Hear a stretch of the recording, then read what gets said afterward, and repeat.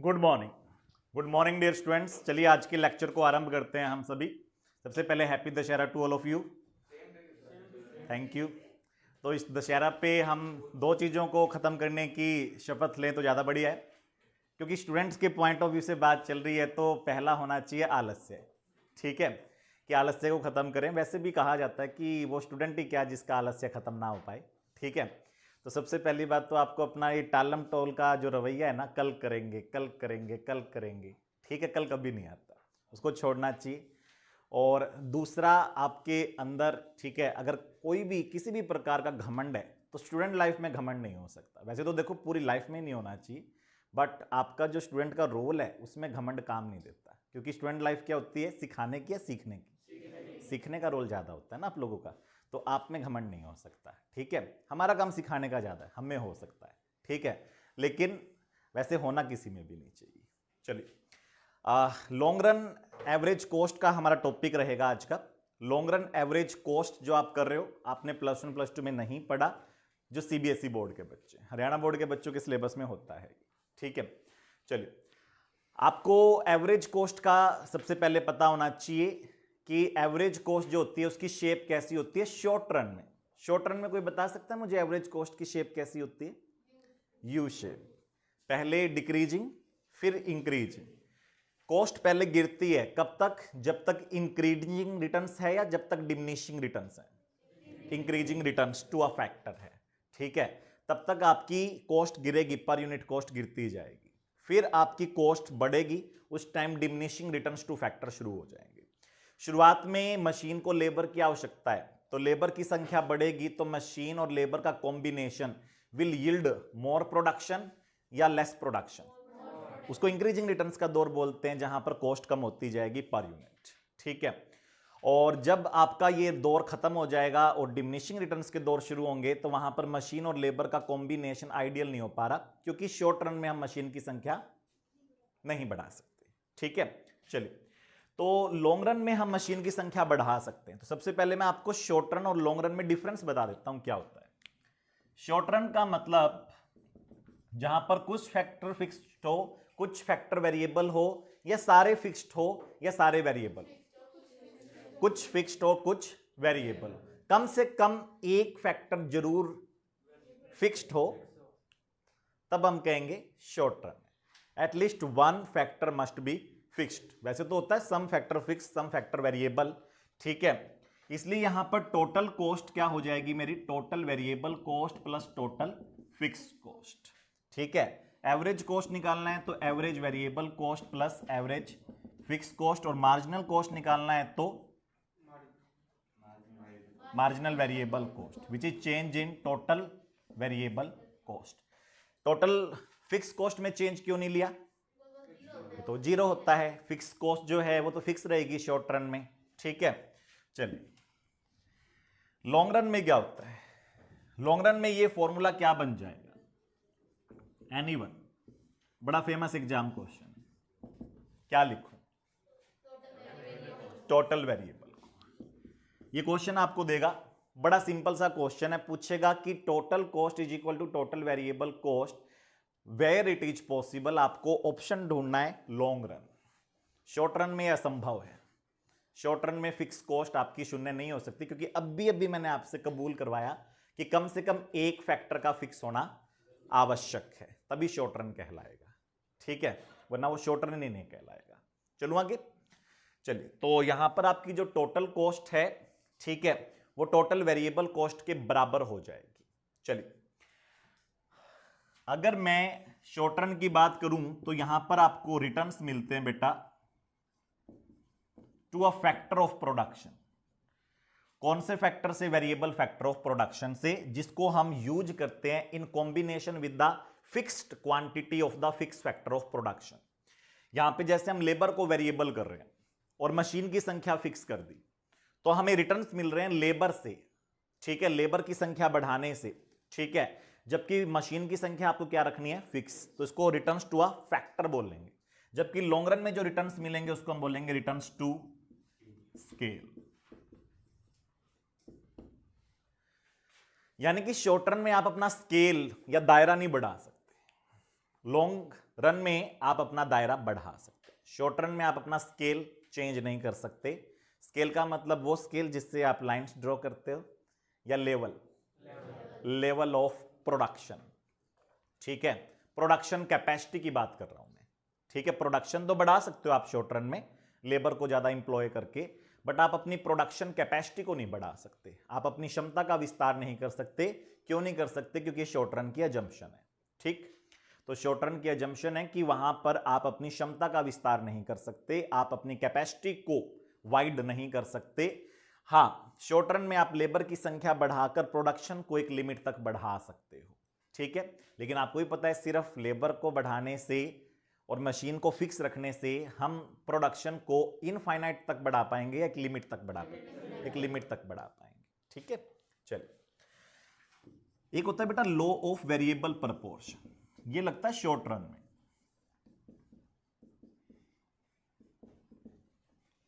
ये production function का law है।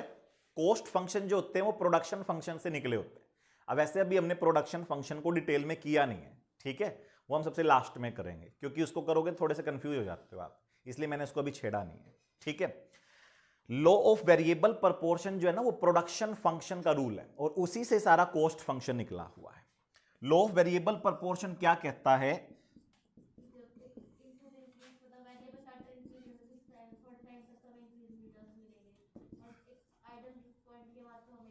डिमिनिशिंग रिटर्न्स मिलेंगे और उसके बाद नेगेटिव रिटर्न्स मिलेंगे।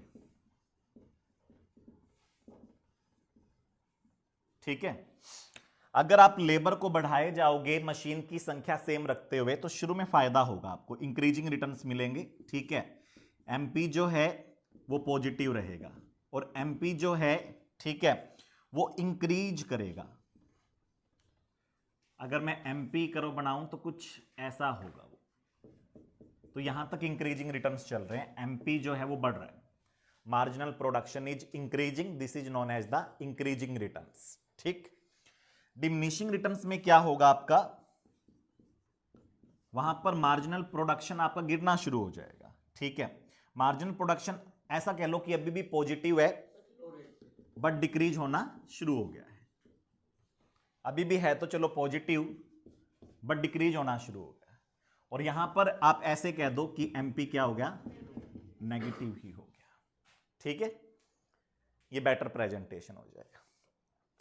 इंक्रीजिंग रिटर्न्स के अंदर आपका एमपी बढ़ेगा, डिमिनिशिंग रिटर्न्स में एमपी पॉजिटिव है बट गिरना शुरू हो गया, और नेगेटिव रिटर्न्स में नेगेटिव हो जाएगा।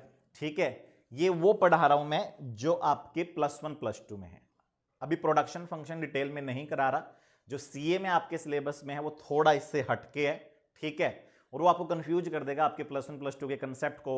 ठीक है, बहुत बुरी तरह डैमेज करेगा वो, इसलिए मैं उसको लास्ट में ही करवाऊंगा। ठीक, ये वो है जो +1 +2 वाला है और इसी से हमारा सारा चैप्टर बड़े आराम से हो जाएगा। ठीक, ये कहता है इंक्रीजिंग रिटर्न्स जो है वो एमपी पॉजिटिव, डिक्रीजिंग रिटर्न में भी एमपी पॉजिटिव, बट एक में एमपी इंक्रीज हो रहा है और एक में एमपी डिक्रीज हो रहा है।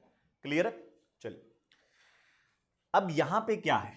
यहां पे लॉ ऑफ कांस्टेंट प्रपोर्शंस होता है। यहां पर लॉ ऑफ वेरिएबल प्रपोर्शन ना होकर लॉ ऑफ कांस्टेंट प्रपोर्शन होता है। यहां पर क्या होता है? यहां पर इंक्रीजिंग रिटर्न्स होते हैं, फिर कांस्टेंट रिटर्न का लंबा दौर होता है, और फिर डिमिनिशिंग रिटर्न्स होते हैं। नेगेटिव रिटर्न्स नहीं होते लॉन्ग रन में। लॉन्ग रन में नेगेटिव रिटर्न्स क्यों नहीं होते? क्योंकि हम सिर्फ लेबर की संख्या बढ़ा सकते हैं, मशीन की भी बढ़ा सकते हैं। तो बस फिर एमपी नेगेटिव वाली नो बताएगी नहीं, मशीन की संख्या बढ़ा देंगे आपका। ठीक है, चलें। इंक्रीजिंग रिटर्न्स के अंदर एमपी यहां पर पॉजिटिव रहेगा, कांस्टेंट रिटर्न में एमपी मैक्सिमम हो जाएगा, और डिमिनिशिंग रिटर्न में एमपी रहेगा तो पॉजिटिव बट डिक्रीज होना शुरू हो जाएगा। ठीक है, यानी कि यहां पर एमपी कुछ ऐसा बनेगा लॉन्ग रन में। लॉन्ग रन में एमपी देखिए कुछ ऐसा बनेगा,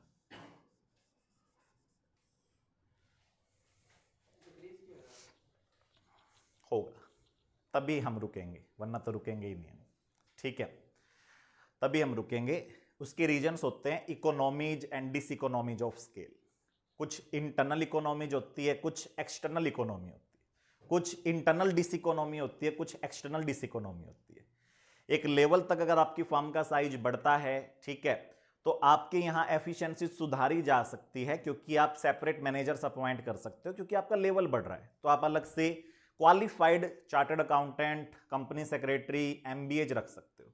लेकिन जैसे जैसे जैसे आपकी फर्म का साइज बहुत बहुत बहुत बड़ा हो जाएगा, एक लेवल के बाद कितने ही सीए रख लेना चाहें, लेकिन इनएफिशिएंसी रुकने का नाम नहीं लेगी, क्योंकि वो साइज इतना बड़ा हो जाएगा कि कोऑर्डिनेशन बहुत बड़ी समस्या हो जाएगी। कोऑर्डिनेशन का मतलब सबको एक माला में, एक धागे में पिरो के रखना असंभव हो जाएगा, ठीक है।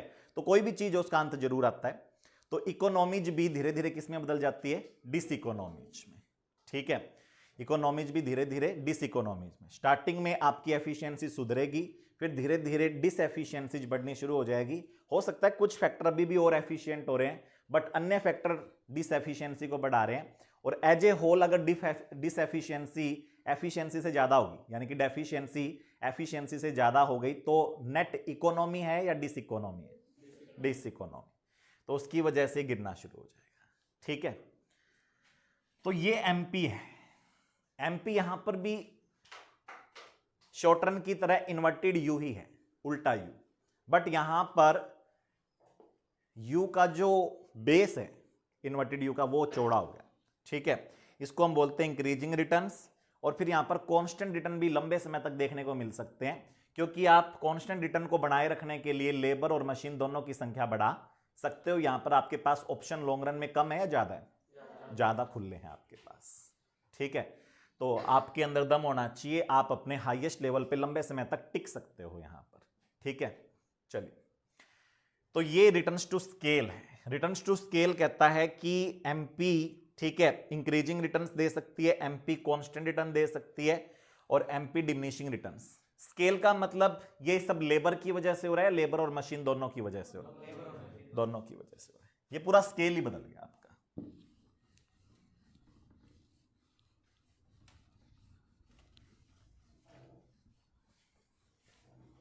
चलिए,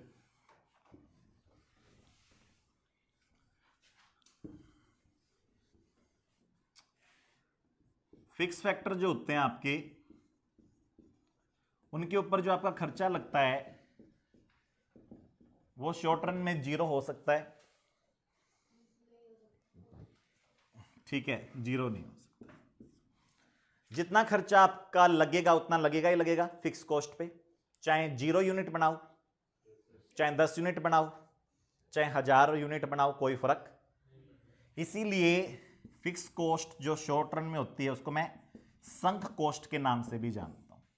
संक का मतलब ये लग चुकी, इसके ऊपर रोना रोने से कोई फायदा नहीं है, ये लग चुकी। शॉर्ट रन में ये कॉस्ट आपकी एक बार लग चुकी तो लग चुकी, ठीक है। अब आप उसको चेंज नहीं कर सकते। जैसे कि आपने किसी बिल्डिंग को लीज पर ले लिया और आपका रेंट फिक्स हो गया और आपको रेंट देना पड़ेगा, चाहे आपकी उस बिल्डिंग में बच्चा पड़े या ना पड़े, इससे लैंडलॉर्ड को कोई फर्क नहीं पड़ता। कोरोना है नहीं है, अगले को कोई फर्क नहीं पड़ता। तो आपका फिक्स खर्चा घटेगा या शॉर्ट रन में सेम रहेगा? लॉन्ग रन में तो ऐसा हो सकता है हम वो बिल्डिंग ही छोड़ दें, बट शॉर्ट रन में ऐसे डिसीजन नहीं लिए जा सकते। तो आपको बिल्डिंग कंटिन्यू करनी पड़ी अप्रैल में, मई में, जून में, जुलाई में, ठीक है, क्योंकि शॉर्ट रन था, इसमें आप बिल्डिंग छोड़ नहीं सकते थे। तो आपका खर्चा वो कांस्टेंट रहा, ठीक है। तो ये तो आपकी कॉस्ट ऐसी है जो लगनी लगनी, ठीक है, अगर आपको मार्केट में रहना है तो, ठीक है। ये संक कॉस्ट होगी, कॉन्ट्रैक्चुअल रेंट जिसमें आ गया, मैनेजर्स की सैलरी आ गई, ठीक है। जिन टीचर्स को आप हटा नहीं सकते, जिनका फिक्स पे है, वो यहां पे आ जाएगा, ठीक है। ये संक कॉस्ट है, इसके ऊपर रोना रोने से कोई फायदा नहीं है, ये तो लगनी ही लगनी है। अब देखिए, जो आपकी एवरेज कॉस्ट है वो दो चीजों से मिलकर बनी है, शॉर्ट रन है, long run. Short run, long run होता तो एफसी नहीं आता, ठीक है।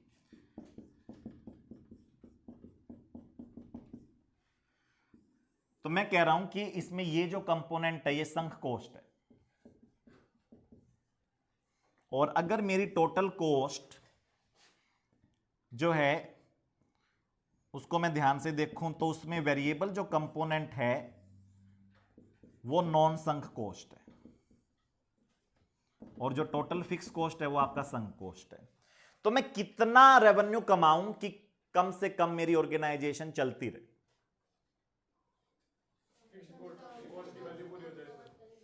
कितना टोटल फिक्स कॉस्ट को कवर करूं तो ऑर्गेनाइजेशन चलता रहे, टोटल वेरिएबल कॉस्ट को कवर करूं तो मेरा ऑर्गेनाइजेशन चलता रहे।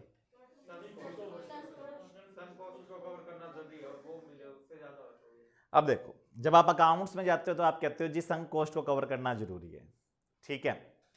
आप जब अकाउंट्स में होते हो तो आप कहते हो जी संक कॉस्ट को कवर करना जरूरी है। इकोनॉमिक्स वाले कहते हैं ये तो लग चुकी, ये तो लग चुकी, ठीक है, ये तो लग चुकी, जो लग चुकी उसको आप बदल नहीं सकते।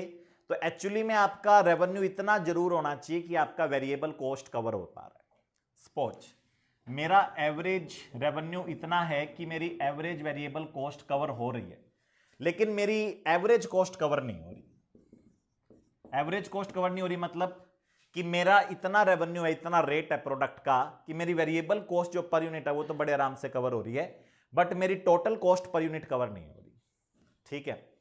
तो should I run the business, operate the business, और should I discontinue the business? Operate, क्योंकि जो आपका अब खर्चा लगना है, एडिशनल खर्चा, वो वेरिएबल लगना है या फिक्स लगना है? अगर वो भी कवर हो पा रहा है तो चला लो, फिक्स कॉस्ट तो लग चुकी, ठीक है। फिक्स कॉस्ट तो मान लो आपने साल का किराया इकट्ठा ही एकेडमी का पे कर दिया, एडवांस में आपको एक साल का किराया देना पड़ता है, चलो इस में नहीं देना पड़ता, दिल्ली में तो देना ही पड़ता है कि अगर आपने कोई भी एकेडमिक प्रीमाइस या कोई भी प्रीमाइस लिया किराए पे तो आपको 12 महीने का किराया देना पड़ता है, चाहे आप एक दिन भी आओ ना आओ, अगलो कोई मतलब नहीं, ठीक है। तो उसको कॉन्ट्रैक्चुअल रेंट बोलते हैं, ठीक। अब आपका 12 महीने का किराया लग चुका, तो अगर बच्चों के आने से आपको इतनी आय हो रही है कि जो आपके वेरिएबल खर्चे वो बड़े आराम से कवर हो रहे हैं, तो should you continue your academy और शुड यू डिसकंटिन्यू? कंटिन्यू, ठीक है। तो शटडाउन पॉइंट कब आएगा? जब average revenue average variable cost से ज्यादा चल रहा है, नहीं तो आपको शटडाउन कर देना चाहिए, और ये आपका शटडाउन पॉइंट है। यहां पे तो फिर आप, ठीक है, महाबेवकूफ हो, क्योंकि आपकी टोटल कॉस्ट तो बहुत दूर की बात है, क्या ही कवर नहीं हो रही, वेरिएबल कॉस्ट ही कवर नहीं हो रही आपसे, ठीक है। तो यहां पर तो चलाना महाबेवकूफी है। तो ये पॉइंट है, इस पॉइंट के ऊपर आपको क्या कर देना चाहिए? रुक जाना चाहिए। इसको क्या बोलते हैं? Shutdown point. क्या बोलते हैं? शटडाउन पॉइंट, ठीक। शटडाउन पॉइंट का मतलब जहां पर एवरेज रेवेन्यू एवरेज कॉस्ट के बराबर हो, ऐसा बहुत ज्यादा बच्चे टिक लगाते हैं। एवरेज रेवेन्यू एवरेज कॉस्ट के बराबर नहीं, फिर तो तुम सारा ही कवर कर गए, फिर क्या शटडाउन पॉइंट हुआ वो, ठीक है। समझ में आ गई बात? अगर ये है तो चला लो, कोई बात नहीं, सारी कॉस्ट कवर नहीं हो रही, एवरेज वेरिएबल कॉस्ट तो कवर हो रही है, वेरिएबल कॉस्ट कवर हो रही है, वही बहुत बड़ी बात है, ठीक है। क्योंकि फिक्स कॉस्ट को तो वैसे भी आप कवर नहीं भी करोगे तो भी वो लगेगी ही लगेगी, इसलिए उसको क्या बोलते हैं? Sunk cost. चलो,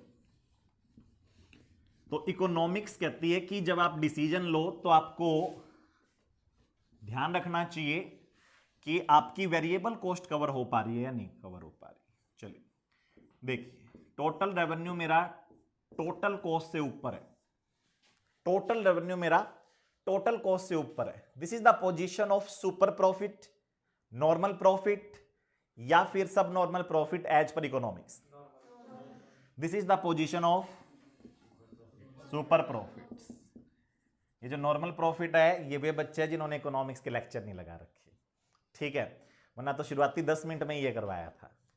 चलो, टोटल रेवेन्यू जहां पर टोटल कॉस्ट से ऊपर है उसे सुपर प्रॉफिट बोलते हैं, क्योंकि इकोनॉमिक्स में हम जब टोटल कॉस्ट लेते हैं तो टोटल कॉस्ट में हम सारा खर्चा ले लेते हैं। सारे खर्चे में हम क्या क्या ले लेते हैं? टोटल कॉस्ट में हम क्या क्या ले लेते हैं? एक्सप्लिसिट कॉस्ट या इंप्लिसिट कॉस्ट? दोनों। आप कुछ नहीं छोड़ते, ठीक है। खुद की सैलरी भी माइनस कर देते हैं प्रॉफिट निकालते टाइम, तो हमने खुद की सैलरी भी टोटल कॉस्ट में ले ली। खुद अगर कहीं और काम कर रहे होते तो क्या सैलरी कमा रहे होते, क्या प्रॉफिट कमा रहे होते, सारा माइनस कर दिया। तो जब सब कुछ ही माइनस कर दिया आपने कि अगर ये पैसा इस बिजनेस में ना लगा के कहीं और लगाया होता तो कितना प्रॉफिट कमा लेते, कितना इंटरेस्ट कमा लेते, तो वहां पर टोटल कॉस्ट आपकी नॉर्मल प्रॉफिट को कवर कर गई। ठीक, तो टोटल रेवेन्यू अगर टोटल कॉस्ट के बराबर है तो ये क्या पोजीशन है, ये नो प्रॉफिट नो लॉस की है या नॉर्मल प्रॉफिट्स की है? ठीक है, इकोनॉमिक्स कहती है कि this is the position of super profit, this is the position of normal profit. क्यों ये नॉर्मल प्रॉफिट है? क्योंकि आपकी total cost cover all expenses, hidden cost also, opportunity cost also. ठीक है, चलिए जी, आपको पता होना चाहिए हमारे पास 4 फैक्टर सेवाएं होती है। कोई भी सप्लायर है वो 4 फैक्टर सेवाओं का यूज करता है। 4 फैक्टर सेवाएं क्या है? Land, labour, capital, entrepreneurship. ये जो 4 फैक्टर सेवाएं सप्लायर लेता है, प्रोड्यूसर लेता है, इनके बदले में वो हाउस होल्ड को पेमेंट करता है। वो हाउस होल्ड को लैंड के बदले में क्या देता है? रेंट। लेबर के बदले में वेजेज, कंपनसेशन, इंटरेस्ट। जब हम यहां पर टोटल कॉस्ट ले रहे हैं ना, तो हम रेंट, वेजेज, इंटरेस्ट और क्या ले रहे हैं? प्रॉफिट भी टोटल कॉस्ट में शामिल कर रहे हैं। कौन सा प्रॉफिट? नॉर्मल प्रॉफिट, जो हम नॉर्मल रेट ऑफ रिटर्न से कमा सकते हैं। ठीक है, इसलिए अगर यहां पे टोटल कॉस्ट भी कवर हो गई तो you would be able to earn normal profits. ये हमेशा ध्यान रखना, जब भी आप मार्केट के चैप्टर पढ़ रहे हो, कॉस्ट रेवेन्यू के चैप्टर पढ़ रहे हो, तो आपको इस चीज का हमेशा ध्यान रखना है कि टोटल कॉस्ट अगर कवर हो गई तो you would be in the position of normal profit. Clear? चलिए, अगर आपका total revenue less than total cost है तो हम कहेंगे सब नॉर्मल प्रॉफिट्स हैं, प्रॉफिट नॉर्मल लेवल से कम है, और हो सकता है कि टोटल रेवेन्यू इतना कम हो कि लॉस का भी एरिया हो। ठीक है, अब यहां हो तुम, बंद कर दो फैक्ट्री या चलने दो, दबा के चलाओ। ठीक है, सबको कहो कि जितने भी लेबर हैं, जितनी भी मशीनें, बोले बटन दबा दो, खींच के प्रोडक्शन करो। ठीक, यहां पर हो तो चालन दो, कोई खास बात नहीं है।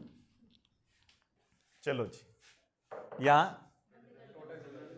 यहां सोचो, अगर टोटल रेवेन्यू टोटल कॉस्ट से कम है बट इतना है कि वेरिएबल कॉस्ट कवर अप हो पा रही है तो ऑपरेट करो। ठीक है, सब नॉर्मल प्रॉफिट है, बट खाली बैठने से तो काम करना हमेशा अच्छा होता है। ठीक है, सोचेंगे करेंगे करेंगे, उससे अच्छा तो किताब लेके बैठना हमेशा अच्छा होता है। ठीक है, चलो, तो total revenue total variable cost से अगर ज्यादा है तो चलो ठीक है, फिक्स कंपोनेंट आप कवर नहीं कर पा रहे, बट फिक्स कंपोनेंट तो वैसे भी लगना है या लग चुका? तो अगर वेरिएबल कॉस्ट को कवर कर पा रहे हो, ठीक है, तो कुछ हद तक फिक्स कॉस्ट को भी कवर कर पा रहे हो आप, क्योंकि total revenue total variable cost से ज्यादा है, तो अच्छी बात है, वरना वो फिक्स खर्चा सारे ना देना पड़ेगा आपको। ठीक है, तो चलने दो। लेकिन अगर टोटल रेवेन्यू और कम हो जाए, तो यहां पे क्या आ जाएगा? Shut down point. क्लियर है मेरी बात? चलिए, अब पेपर में याद रखना, शट डाउन पॉइंट में आपको वेरिएबल कॉस्ट के हिसाब से डिसीजन लेना है, टोटल कॉस्ट के हिसाब से डिसीजन नहीं लेना। फिक्स कंपोनेंट को क्या करना है? इग्नोर, क्योंकि फिक्स कंपोनेंट कैसी कॉस्ट को डिनोट करता है? संक कॉस्ट को, जो लग चुकी। ठीक है, चलिए, आपने एक शॉप स्टार्ट की, और आपने शॉप स्टार्ट की तो आपने पहली तारीख को किराया देना पड़ता है। ठीक है, आपने लैंडलॉर्ड को किराया भर दिया। अब 10 दिन हो गए, शॉप में मजा नहीं आ रहा। मान लो आपने फ्रूट्स की, ठीक है, शॉप खोल रखी है, तो आप इतना ही कमा रहे हो जिससे कि आपका जो फ्रूट्स खरीद रहे हो ना, उसका खर्चा पूरा हो रहा है। मान लो फ्रूट खरीदने में आपके 10,000 रुपये लग रहे हैं, तो आप इतना ही कमा पा रहे हो कि 10,000 100 रुपये, 10,000 के फ्रूट खरीदते हो, 10,000 100 कमाते हो, तो पर डे की कमाई कितनी होगी? 100 रुपये। पूरे महीने की कितनी होगी? 3,000 रुपये। किराया है आपका 10,000 रुपये। तो चलते रहो, शटडाउन नहीं है ये, चलते रहो। क्योंकि किराया तो लग चुका, ठीक है, क्योंकि शॉर्ट रन में हम दुकान को बंद नहीं कर सकते, ये हमारी अजम्पशन है, ठीक है। आपने अगर किराए पे दुकान ली है कम से कम 1 साल के लिए और 1 साल से पहले आप उसे बंद नहीं कर सकते, तो अगर आप 3,000 भी कमा रहे हो तो बेटर है, क्योंकि आप शॉप का रेंट देखो कितना है आपका, 10,000। अब वो अगले 1 साल तक आप चाहे शॉप एक दिन भी ना खोलो, 10,000 पर मंथ लगेगा ही लगेगा आपका, ठीक है। तो अगर अच्छी बात आप 3,000 कमा लो तो कम से कम 7,000 ही लग रहे हैं आपके, और दुकान को बंद ही करे रखोगे तो 10 के 10 ना बढ़ने पड़ेंगे, ठीक है। समझ में आ गई बात। तो ये कोरोना काल में तो बड़ा इंपॉर्टेंट सिद्धांत है कि इतना कमा लो कम से कम कि क्या कवर हो जाए, वेरिएबल कॉस्ट। क्लियर। जब आप कोरोना काल में हो तो टारगेट ग्रोथ है या सर्वाइवल है? चलो, ये सर्वाइवल की थ्योरी थी। अब हम आगे चलते हैं, छोटे छोटे और कंपोनेंट हमारे कॉस्ट के रह गए थे। देखो ये कौन सी कॉस्ट है, टोटल फिक्स कॉस्ट या average fix cost? Average fix cost की शेप कैसी होती है? रेक्टेंगुलर हाइपरबोला, जिसमें एवरेज फिक्स कॉस्ट कम होती जाएगी होती जाएगी होती जाएगी और अल्टीमेटली एक्स एक्सिस के करीब चली जाएगी, टच नहीं होएगी। मेरे को लगा था कोई बोलेगा तो बोला। चलो आगे चलते हैं। टोटल फिक्स कॉस्ट की ये शेप है बेटा आपकी। टोटल वेरिएबल याद है कौन सी शेप थी? नागिन 1 और टोटल कॉस्ट की नागिन 2।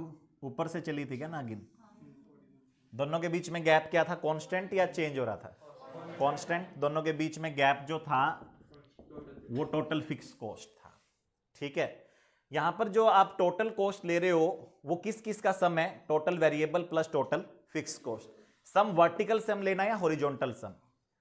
देखो कॉस्ट वाई एक्सिस पे है या एक्स एक्सिस पर है? कॉस्ट वाई एक्सिस पर है और उत्पादन एक्स एक्सिस पर है, ठीक है। तो वर्टिकल सम लेना है या हॉरिजॉन्टल सम? वर्टिकल।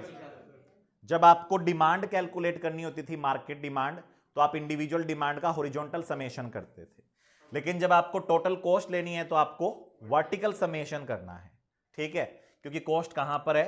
वाई एक्सिस, और वाई एक्सिस हॉरिजॉन्टल एक्सिस नहीं होती, ठीक है। चले आगे। ये छोटी छोटी गलतियां जो नहीं होनी चाहिए, होती है बट क्योंकि हम इंसान हैं, भूलना हमारा स्वभाव है।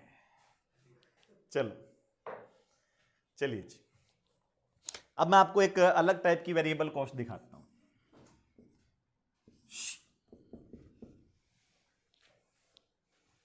नागिन नहीं बनी है, इन्वर्टेड एस नहीं बना, सीधी सीधी चली गई,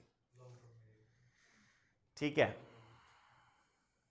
ये जो टोटल वेरिएबल कॉस्ट है ये बिल्कुल स्ट्रेट लाइन जा रही है। इसका मतलब इंक्रीजिंग रिटर्न्स हैं, डिमिनिशिंग रिटर्न्स हैं या कांस्टेंट रिटर्न्स हैं? कांस्टेंट रिटर्न सिर्फ लॉन्ग रन में ही संभव है, वो भी अनंत काल के लिए, कुछ पीरियड के लिए, कुछ पीरियड के लिए। तो ये उसका टोटल वेरिएबल कॉस्ट है। अगर लॉन्ग रन हो प्लस कांस्टेंट रिटर्न्स हो तो दोनों शर्तें लागू होनी चाहिए, लॉन्ग रन होना चाहिए और कांस्टेंट रिटर्न होना चाहिए। अगर रिटर्न्स चेंज हुए तो कॉस्ट सेम रहेगी या बदलेगी? बदलेगी, बैंड होएगी फिर, ठीक है, फिर नागिन उठ जाएगी। चलो आगे चलते हैं। सेमी वेरिएबल कॉस्ट का मतलब फिक्स कॉस्ट या वेरिएबल कॉस्ट? मैं 3 आपको देता हूं ऑप्शन कि इनमें से बताइए सेमी वेरिएबल कॉस्ट कौन सी है, जल्दी बोलो। ए, बी या सी? ये सेमी वेरिएबल है।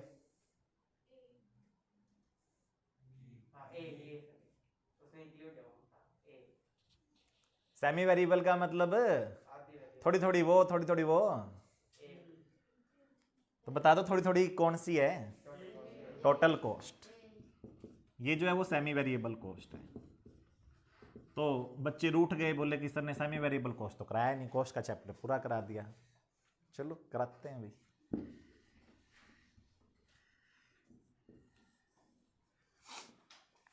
ये सेमी वेरिएबल कॉस्ट है, यस और नो?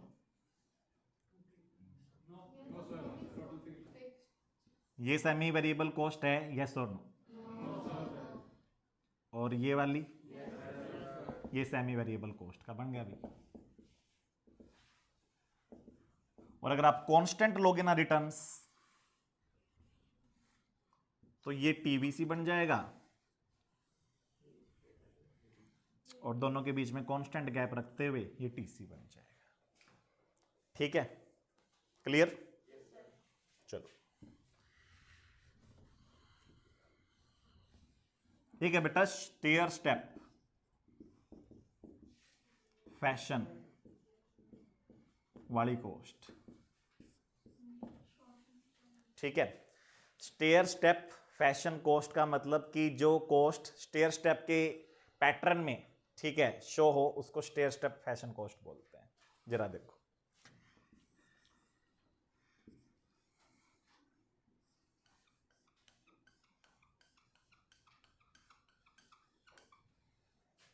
इसको स्टेयर स्टेप फैशन कॉस्ट बोलते हैं। ये क्या कहती है? ये थोड़ी देर क्या रहती है? फिक्स्ड, बिल्कुल। फिर ये क्या होती है? वेरी करती है, इंक्रीज होती है। ठीक है, फिर ये फिक्स हो जाती है, फिर इंक्रीज। ये यहां पर जो थी ना वो बड़ी, फिर यहां तक क्या रही? फिक्स। ठीक है, इसको ऐसे लो, ये यहां तक क्या रही? फिक्स्ड, और फिर बढ़ी है। ठीक है, अब समझ में आया? ये फिर फिक्स हो गई। जब तक आप सिर्फ हॉरिजॉन्टल चल रहे हो, वर्टिकल नहीं चल रहे, कॉस्ट क्या है? फिक्स। फिर ये फिक्स्ड हो गई, लेकिन उससे पहले एकदम से बढ़ी। तो जो कुछ समय के लिए बिल्कुल फिक्स रहे, फिर एकदम से बढ़ जाए, कुछ समय के लिए एकदम फिक्स रहे, फिर एकदम से बढ़ जाए, उसको क्या बोलेंगे हम? Stair step fashion cost. ऐसा कब होता है? जैसे कि बुक में एग्जांपल दिया हुआ है कि आपने आउटपुट बढ़ने पर जो आपके सुपरवाइजर हैं वो 1 से बढ़ाकर 2 कर दिए, तो आप 1 यूनिट का आउटपुट बढ़ते ही क्या सुपरवाइजर भी 1 बढ़ा दोगे, या एक लेवल तक आउटपुट बढ़ने के बाद ही सुपरवाइजर बढ़ाओगे? जब तक वो लेवल नहीं आ जाता तब तक कॉस्ट फिक्स है। जैसे वो लेवल आ गया, आपने सुपरवाइजर 1 की बजाय 2 कर दिए, 2 करते ही कॉस्ट एकदम से डबल हो गई, एकदम से डबल हो गई। फिर आपने वो 2 सुपरवाइजर कई दिनों तक रखे, जब तक एक लेवल ऑफ आउटपुट नहीं आ गया। फिर जैसे एक पर्टिकुलर लेवल आउटपुट का क्रॉस हुआ, आपने 3 रखे, तो वो कॉस्ट 3 गुना हो गई ओरिजिनल की। ठीक है, तो इस तरीके से कॉस्ट बढ़ती है, उसको हम क्या बोलते हैं? Stair step fashion cost. ठीक है, समझ में आ गई बात? मान लो आप दूसरा एग्जांपल ले लो, एकेडमी में पानी का। पानी का हम क्या मंगाते हैं? अब इस बार तो दे नहीं रहे हम, ठीक है, वरना गिलास मंगाते हैं, कैंपर मंगवाते हैं? कैंपर मंगवाते हैं। ठीक है, मान लो 15 लीटर का कैंपर आता है। अब वो 15 लीटर का एक कैंपर मंगवाया, कुछ बच्चे आ रहे हैं, तब तक काम चल गया। फिर जैसे ही बच्चे एक लिमिट से ज़्यादा होने लग जाएंगे और बारी बारी बच्चे ऑफिस में आए, कहेंगे सर कैंपर खाली हो गया, सर कैंपर खाली हो गया, तो फिर मैं क्या करूँगा? एक गिलास मंगाना शुरू करूँगा, या फिर पूरा कैंपर ही आएगा? अब बच्चे थोड़े से और बढ़ गए, तब तक वो कैंपर सफिशिएंट रहा, फिर कैंपर ही आएगा, तो कॉस्ट वहां पर क्या होगी? एकदम, ठीक है, ऐसे बढ़ेगी, या फिर फिक्स वेरिएबल? फिक्स वेरिएबल, उसको स्टेयर स्टेप बोलते हैं। ठीक है, कुछ भी नहीं है ये आपकी सेमी वेरिएबल कॉस्ट का ही एक प्रकार है। अगर इसमें सुपरवाइजर नहीं बढ़ाया तो डिक्लाइन हो जाएगी? कैसे? आउटपुट ज्यादा हो रहा है तो एक सुपरवाइजर की जरूरत? एवरेज नहीं ले रहे हम, टोटल ले रहे हैं। ठीक है, चलिए अब हम लॉन्ग रन में आ रहे हैं। लॉन्ग रन में आपके पास 2 फैक्टर है, एक है आपकी कैपिटल और एक है लेबर। वैसे तो बहुत सारे फैक्टर होते हैं, सिंपलिसिटी के लिए हम 2 ले रहे हैं। ठीक है, बताइए किसको वेरी करूं? दोनों को कर दूं? इक्वल रेशियो में कर सकता हूं, करना चाहूं तो कैसे भी कर सकते हैं हम। ठीक है, इसलिए यहां पर कांस्टेंट प्रोपोर्शन का लॉ अप्लाई हो सकता है। ठीक है, चलिए, कैपिटल और लेबर दोनों ही मेरे लिए वेरिएबल है लॉन्ग रन के अंदर। लॉन्ग रन में कैपिटल का मतलब मैं कैपिटल से मशीन खरीदूंगा। क्या मैं मशीन लॉन्ग रन में बदल सकता हूं? छोटी मशीन है, उसको छोड़ के बड़ी मशीन ले आऊं, या मशीन की संख्या 2 कर दूं, 3 कर दूं, पॉसिबल है लॉन्ग रन में? ठीक है, बस इतना ध्यान रखना। चलिए, शॉर्ट रन जो एवरेज कॉस्ट कर्व होते हैं, उनकी यू शेप होती है। ये 3 short run average cost curve लिए मैंने।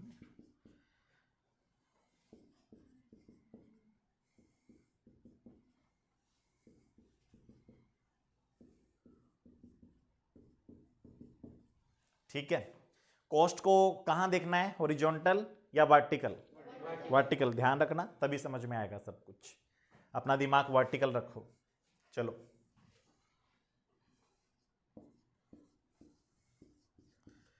ये 3 short run average cost curve ले लिए मैंने। 3 अलग अलग प्लांट ले लिए मैंने, 3 अलग अलग प्लांट एंड मशीनरी ले ली।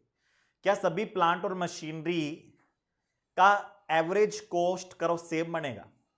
नहीं, अलग अलग बनेगा। ध्यान रखना, कोई मशीनरी साइज में बड़ी होगी, कोई छोटी होगी।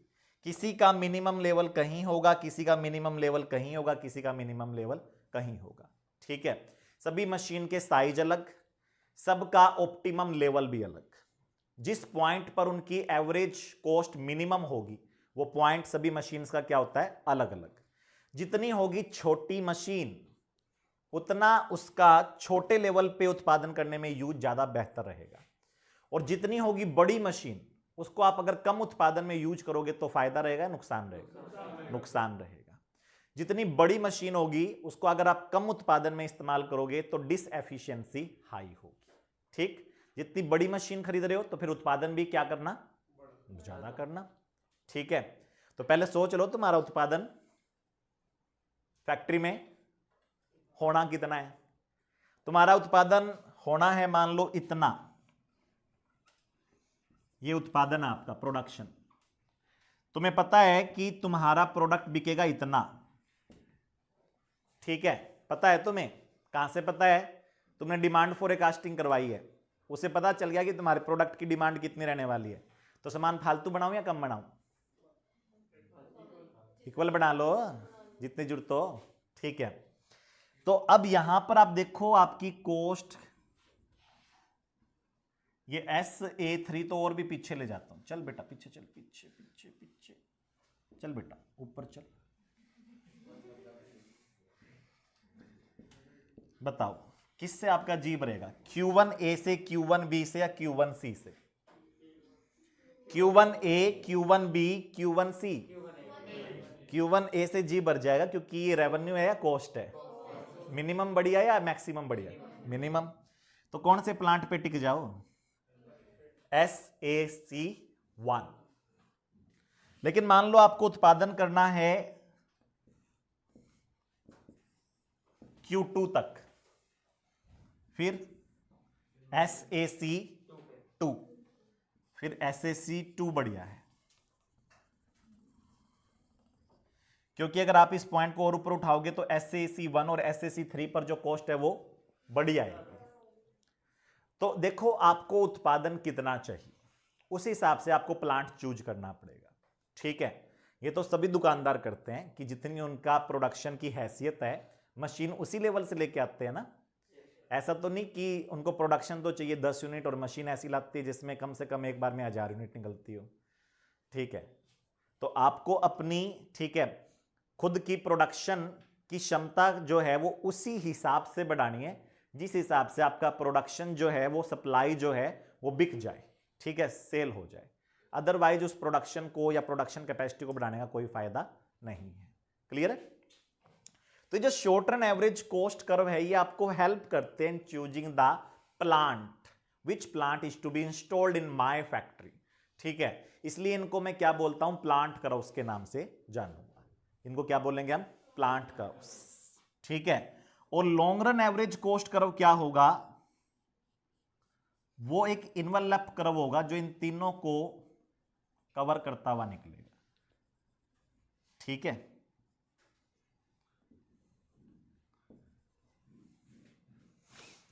Long run average cost curve को एनवलप कर्व कहते हैं, जो इन तीनों को कवर करता हुआ निकलेगा।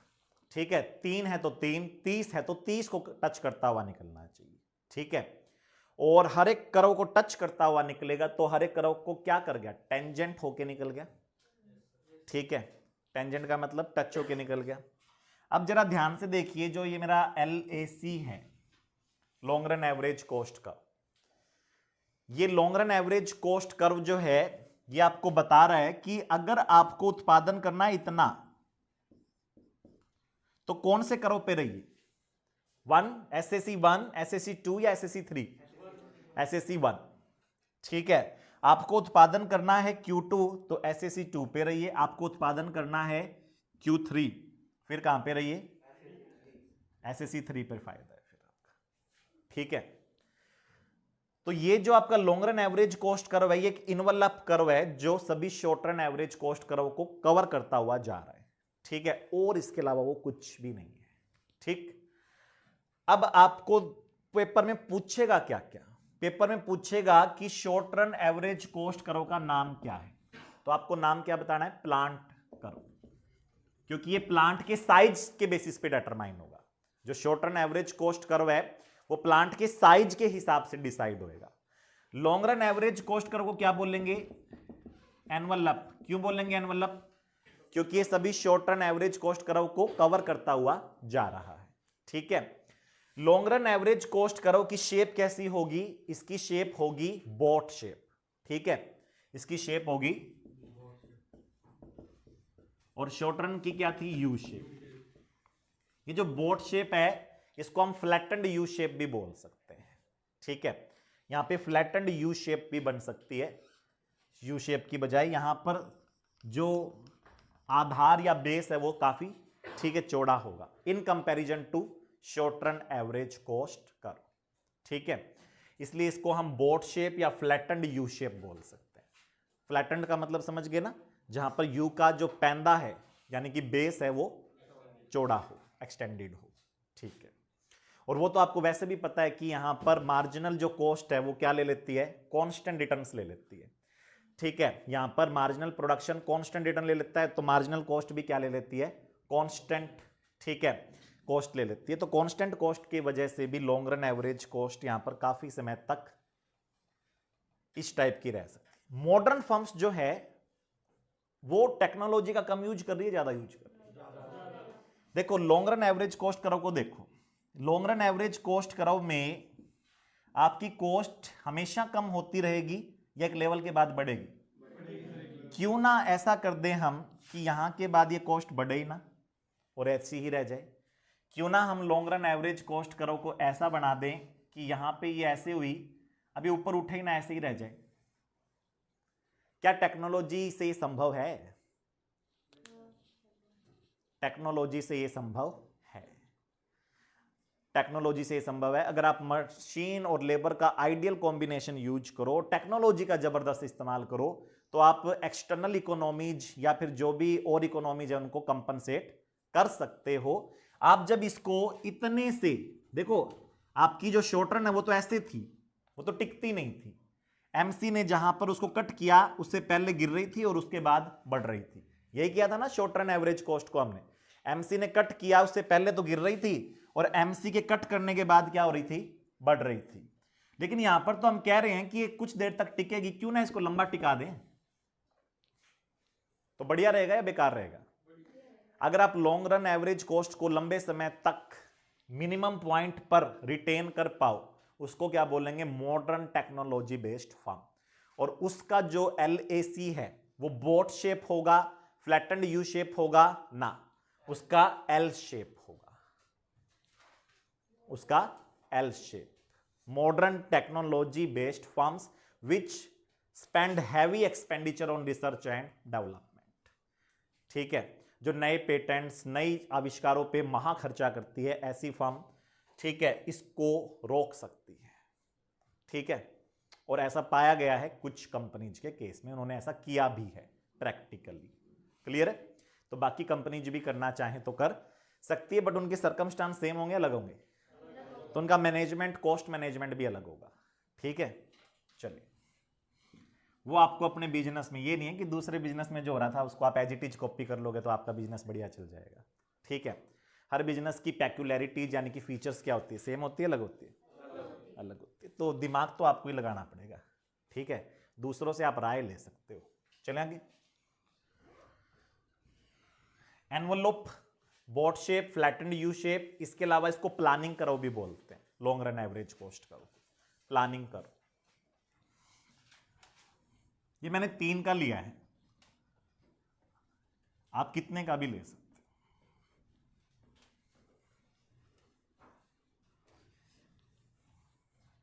मैं इसको एक बार दोबारा बना रहा हूं।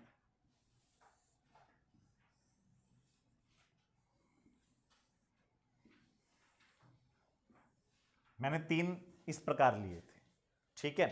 आप 3 से ज्यादा भी ले सकते हो, 5 ले लो, 7 ले लो, कितने भी ले लो, कोई दिक्कत नहीं। और कोई जरूरी नहीं है ओड ही लेने, इवन भी ले सकते हो।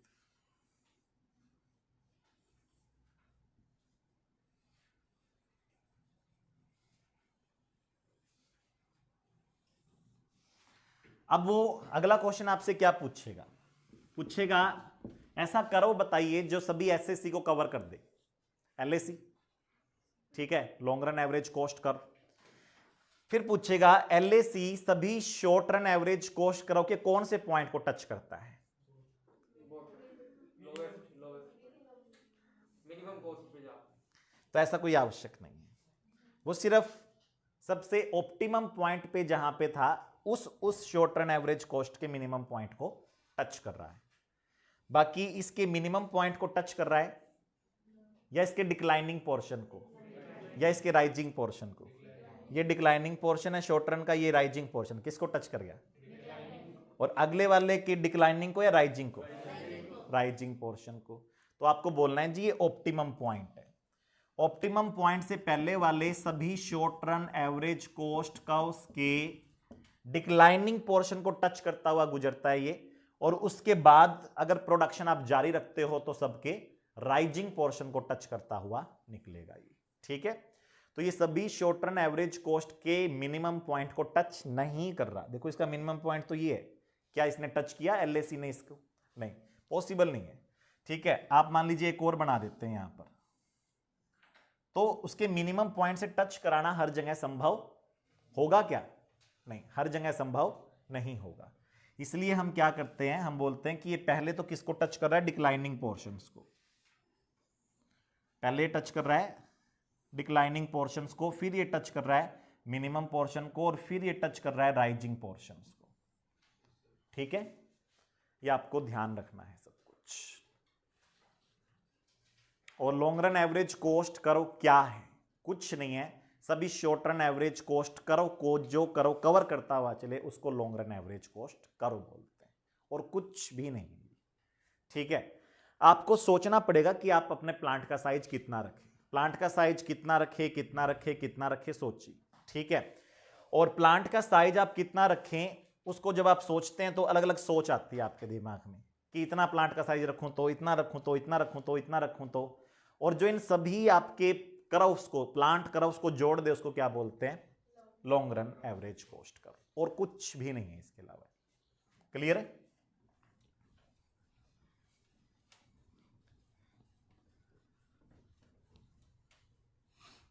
चलिए उसके बाद चलते बेटा अपने दोबारा परफेक्ट कंपटीशन। मैंने आपको एक लेक्चर में सभी मार्केट्स के बारे में बिल्कुल बिल्कुल बता दिया था, थोड़ा थोड़ा बता दिया, थोड़ा थोड़ा। अब इन सबको डिटेल में पढ़ते हैं, एक लेक्चर में एक मार्केट को पढ़ेंगे, ठीक है। चलिए परफेक्ट कंपटीशन के बारे में आप क्या जानते हो। परफेक्ट कंपटीशन में सेलर और बायर कितने होते हैं, छोटू छोटू या बड़े बड़े या कैसे कैसे, unlimited number of buyers and seller, चाहे छोटे हो या बड़े, इससे कोई फर्क नहीं पड़ता, काटा लगेगा एग्जाम में। There must be unlimited number of small buyers and small sellers, specially sellers. किसी भी सेलर की इतनी औकात नहीं होनी चाहिए कि वो अकेला मार्केट प्राइस को हिला दे, और ना किसी बायर की इतनी औकात होनी चाहिए कि वो अकेला अपनी परचेजिंग के दम पे मार्केट प्राइस को छेड़ दे।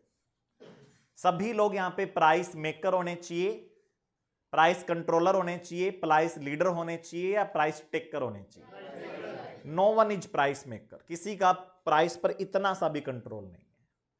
वो तभी होगा जब समुद्र में एक गिलास पानी डाल लो या एक गिलास पानी निकाल लो। एक गिलास पानी डालने का मतलब सप्लाई बढ़ा दी तुमने, ओ हो, एक गिलास पानी निकाल लिया, ओहो डिमांड क्रिएट कर दी तुमने। कोई फर्क नहीं पड़ेगा। ठीक है, ऐसी मार्केट को हम बोलते हैं परफेक्टली कॉम्पिटिटिव मार्केट। एमसीक्यू करोगे ना जब आएगा जोर, क्योंकि उसमें एक ऑप्शन लिख देगा unlimited number of buyer seller, एक लिख देगा unlimited number of small buyer and small seller. फिर गलत होएगा, फिर कहोगे टेस्ट मुश्किल बनाते हैं सर। चलो ना हुआ तो फिर तो बेटा पता ही है तन्नू क्या करना है। क्या करेगी बस। मजे लेते रहते हैं बच्चे, इस उम्र में भी मेरे मजे ले रहे हो, इस उम्र में तो सम्मान देना चाहिए मुझे।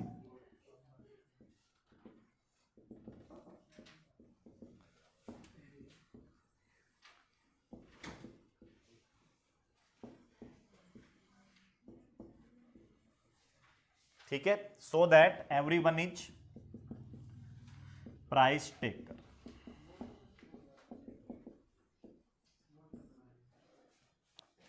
ठीक है, हर कोई क्या होना चाहिए, प्राइस टेकर। किसकी भी इतनी औकात नहीं होनी चाहिए कि वो प्राइस को कंट्रोल कर पाए। फुल्ली तो बहुत दूर की बात है, मोनोपोली तो बहुत दूर की बात है, पार्शियल कंट्रोल भी नहीं होना चाहिए प्राइस के ऊपर। क्या लगाऊं, बिग लगाऊं? सारी रामायण पूरी हो गई। अभी तो हो सकता है भाई, क्या कुछ भी हो सकते हैं। मैंने कब कहा? भैया अनलिमिटेड होना चाहिए। कब कहा? अभी तो कहा था। उसके बाद मैंने कुछ और भी कहा। क्या कहा बच्चे मैंने उसके बाद? काटा लगेगा।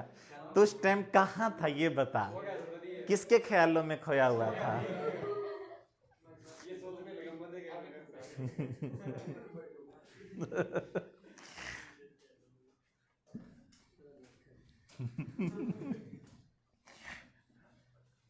मुंह धोया। चलो, तो unlimited number of small buyer and small sellers होने चाहिए, ताकि हर कोई क्या हो, price taker, no one is price maker. और फुल कंट्रोल होना चाहिए प्राइस पे, या नो कंट्रोल, या पार्शियल? No control. अब ये बात रट लो, इतनी बार बोल दी मैंने। ठीक है, सेकंड, प्रोडक्ट कैसा होना चाहिए, सेम या सिमिलर या डिसिमिलर?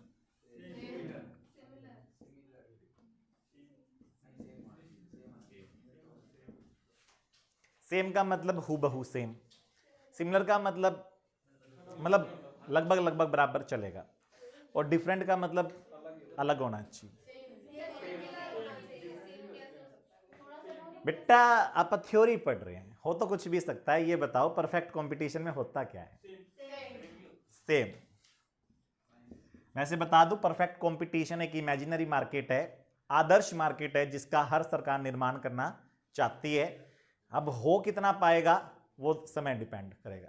ठीक है, जैसे आप कोई भी कैरेक्टर पढ़ते हो, कोई भी कैरेक्टर आप स्टोरीज में पढ़ते हो, वो आइडियल कैरेक्टर है, आप वैसा वैसा टोटली बन सकते हो नहीं, बट ट्राई तो उसी की रहती है ना। पता है हमारा बेटा राम कभी नहीं बन सकता, बट फिर भी राम बन जा, राम बन जा। सारा दिन टीचर भी गेल पड़े रहते, पढ़ ले पढ़ ले पढ़ ले।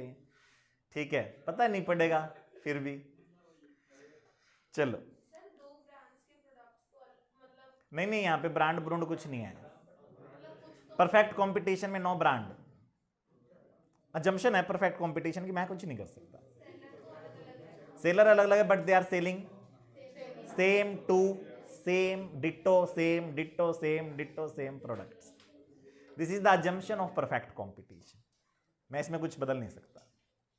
अजम्पशन का मतलब है या मान लो, मान लो तो मानना पड़ेगा आपको परफेक्ट कंपटीशन को पढ़ने के लिए। अगर आप ये नहीं मानोगे तो फिर मोनोपोलिस्टिक कंपटीशन पढ़ने लग जाओगे ना। पढ़ रहे हैं आप, परफेक्ट कंपटीशन है। परफेक्ट कंपटीशन को और किस नाम से जाना जाता है? Pure competition. प्योर तो शब्द ही किताबी है। ठीक है कोई प्योर यहाँ पे? कोई नहीं है। चलो, तो यहाँ पे प्रोडक्ट कैसा होना चाहिए? होमोजीनियस। अब एमसीक्यू पूछेगा होमोजीनियस का मतलब क्या होता है, तो आपको जवाब देना है सिमिलर ना same to same to same. कितनी बार पूछ लो चाहे। आइडेंटिकल इन मटेरियल एस्पेक्ट या ऑल एस्पेक्ट्स? कलर सेम होना चाहिए दोनों दुकानों में प्रोडक्ट का। हाँ, इन ऑल एस्पेक्ट कलर भी सेम।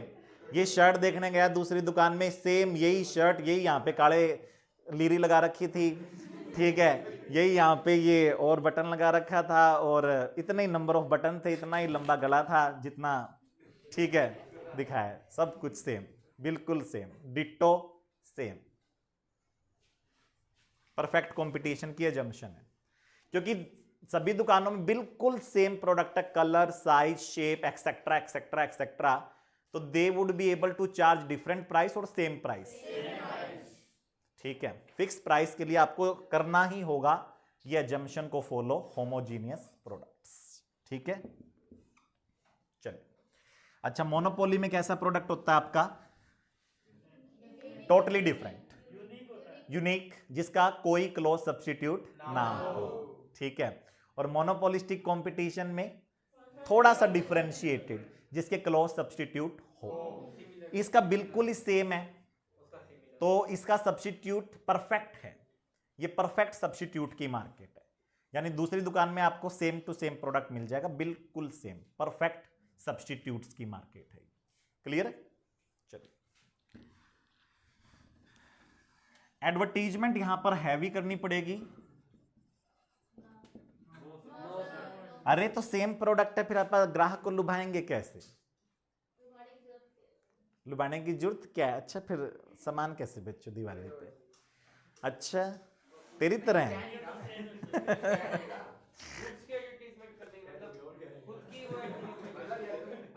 चलो चलो, चुप चुप। हाँ, एडवर्टीजमेंट कॉस्ट की जरूरत है या नहीं है? सेलर खुद की वो कर सकता है, लेकिन गुड्स पे रिलेटेड। देखो, गुड्स की एडवर्टीजमेंट करने का फायदा तब होता है जब आपका प्रोडक्ट दूसरों से अलग हो। क्या कहूंगा, सेम प्रोडक्ट मारे दोरे भी है, आ जाना। ठीक है।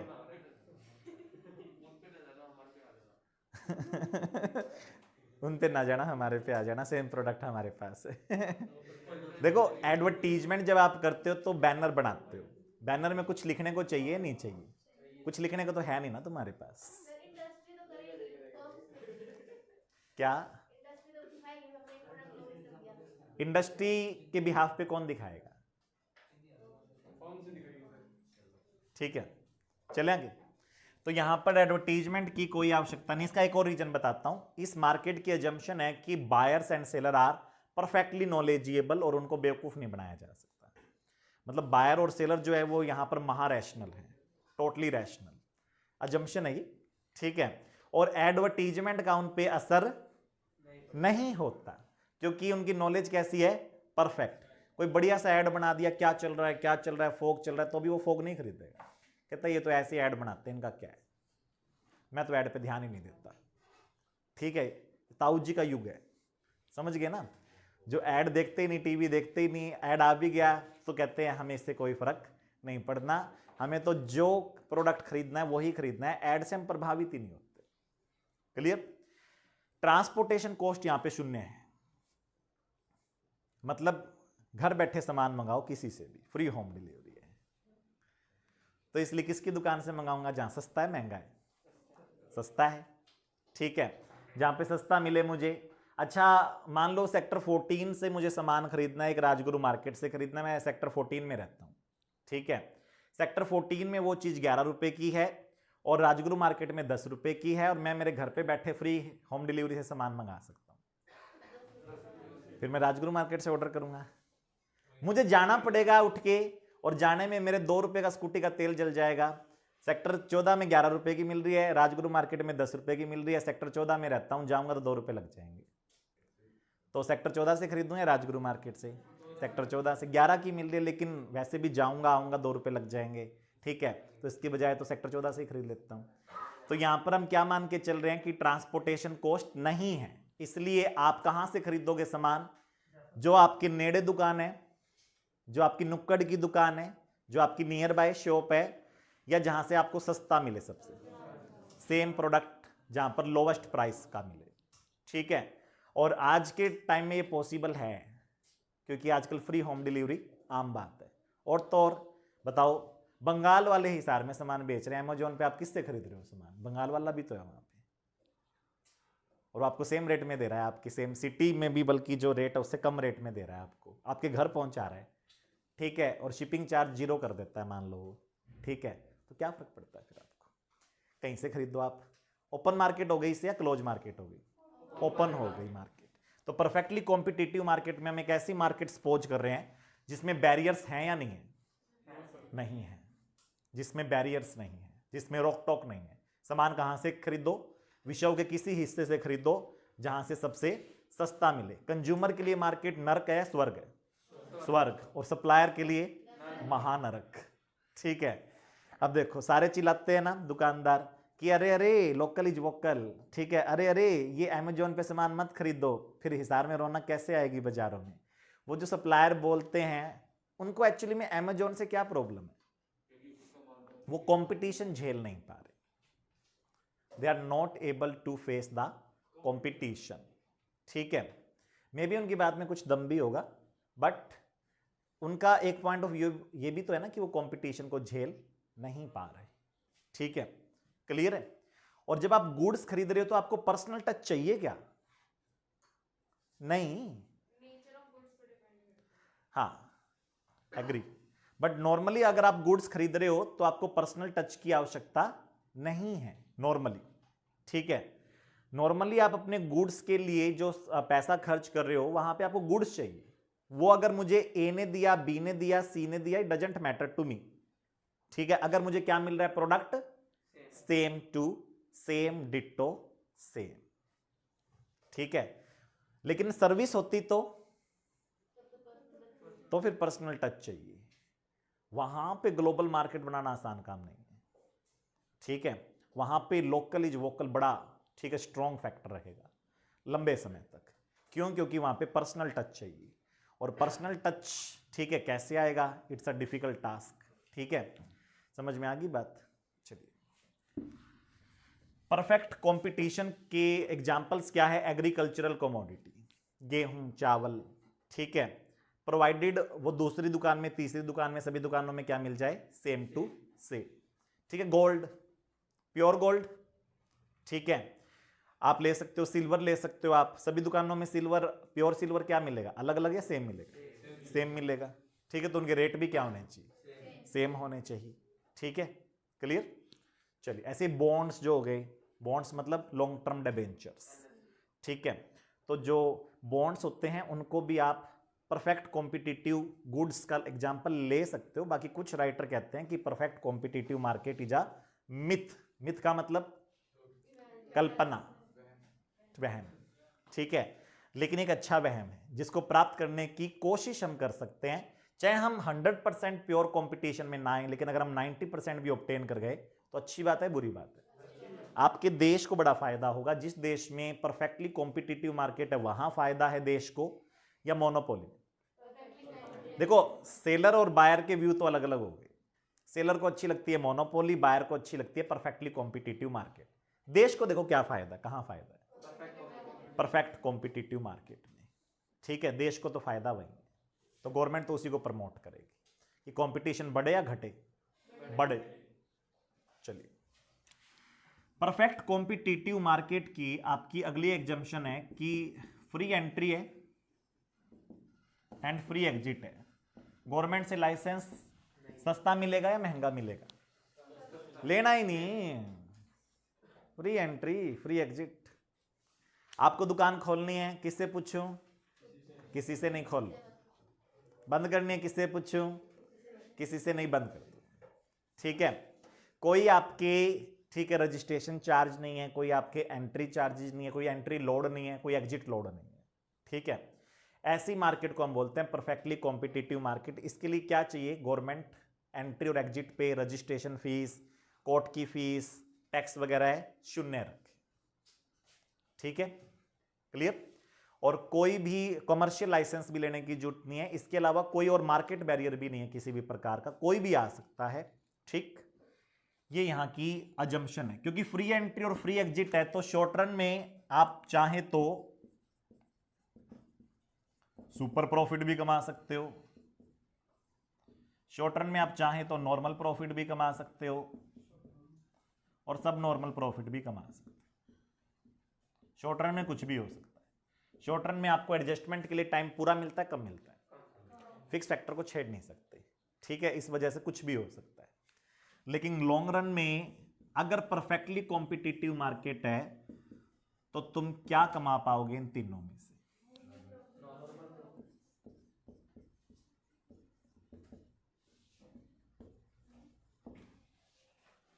Only normal profit. ऐसा क्यों होगा? मान लीजिए शॉर्ट रन में सुपर प्रॉफिट्स हैं, तो लॉन्ग रन में नई फर्म्स आएगी या निकल जाएगी?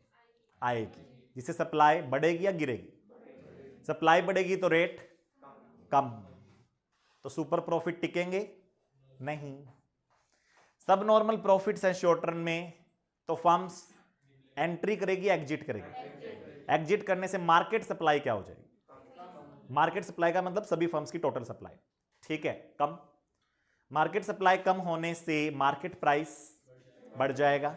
इससे सब नॉर्मल प्रॉफिट से आप कहां चले जाओगे? नॉर्मल प्रॉफिट जो फर्म टिकी रहेगी वो, ठीक है, वो नॉर्मल प्रॉफिट पे आ जाएगी। तो यानी कि आप सुपर प्रॉफिट कमा रहे हो तो नॉर्मल पे आ जाओगे, सब नॉर्मल कमा रहे हो तो भी नॉर्मल पे आ जाओगे, और नॉर्मल पे थे तो नॉर्मल पे ही रहोगे, ठीक है। लॉन्ग रन में reason free entry and free exit, ठीक है, क्लियर। चलिए अब मैं आपको कुछ ग्राफ दिखाता हूं,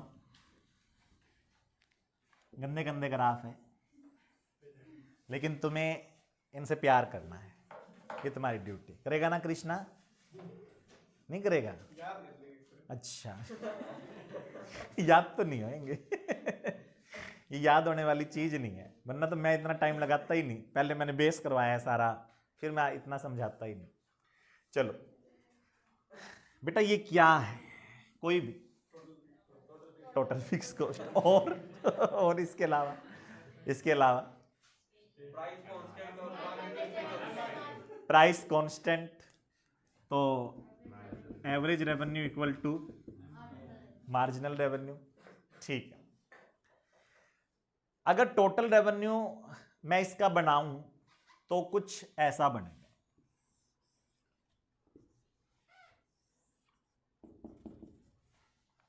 याद रखना, परफेक्टली कॉम्पिटिटिव फर्म में एवरेज प्राइस और मार्जिनल जो आपका रेवेन्यू है, ठीक है, वो तो होता है हॉरिजॉन्टल स्ट्रेट लाइन, लेकिन total revenue horizontal straight line मत बना देना। आप अगर एक प्रोडक्ट बेचते हो तो रेट 2 रुपए का रखते हो, दूसरे का रेट भी 2 रुपए पर यूनिट रखते हो, तीसरे का भी 2 रुपए पर यूनिट रखते हो, मतलब रेट आप चेंज नहीं कर रहे। तो एक प्रोडक्ट बेचा 2 रुपए पर यूनिट के हिसाब से, तो कितना रेवेन्यू आया टोटल? 2 यूनिट बेची 2 रुपए पर यूनिट के हिसाब से, 4, 6, 8, 10, 12। कुछ नहीं बेचा तो क्या आया? 0, ठीक है, क्लियर है। टोटल रेवेन्यू 0 होगा अगर आपने 0 यूनिट सेल की। जितनी यूनिट ज्यादा बेचोगे उतना टोटल रेवेन्यू बढ़ता जाएगा, क्योंकि रेट आपका क्या है? कांस्टेंट। तो जितना आप ज्यादा माल बेच पाओगे उतना टोटल रेवेन्यू आपका बढ़ता जाएगा। तो परफेक्टली कॉम्पिटिटिव फर्म कितना रेवेन्यू कमा सकती है? थारी क्षमता होनी चाहिए, कितना ही कमाओ, ठीक है, आपकी क्षमता होनी चाहिए, आप कितना ही कमाओ, कोई रोक टोक नहीं है यहां पर। आपका टोटल रेवेन्यू यहां पर कितना भी हो सकता है, जितनी सेल्स आप ज्यादा करोगे उतना। रेट आप घटा बढ़ा सकते नहीं, क्योंकि आप प्राइस टेक करो मेक करो, फुल कंट्रोल ओवर प्राइस या 0, तो फिर आप प्राइस को छेड़ सकते नहीं। तो क्वांटिटी को आप बढ़ाओ, प्राइस को नहीं छेड़ सकते आप। क्वांटिटी बढ़ाओगे जितनी ज्यादा, आपका टोटल रेवेन्यू भी बढ़ता जाएगा उतना ज्यादा।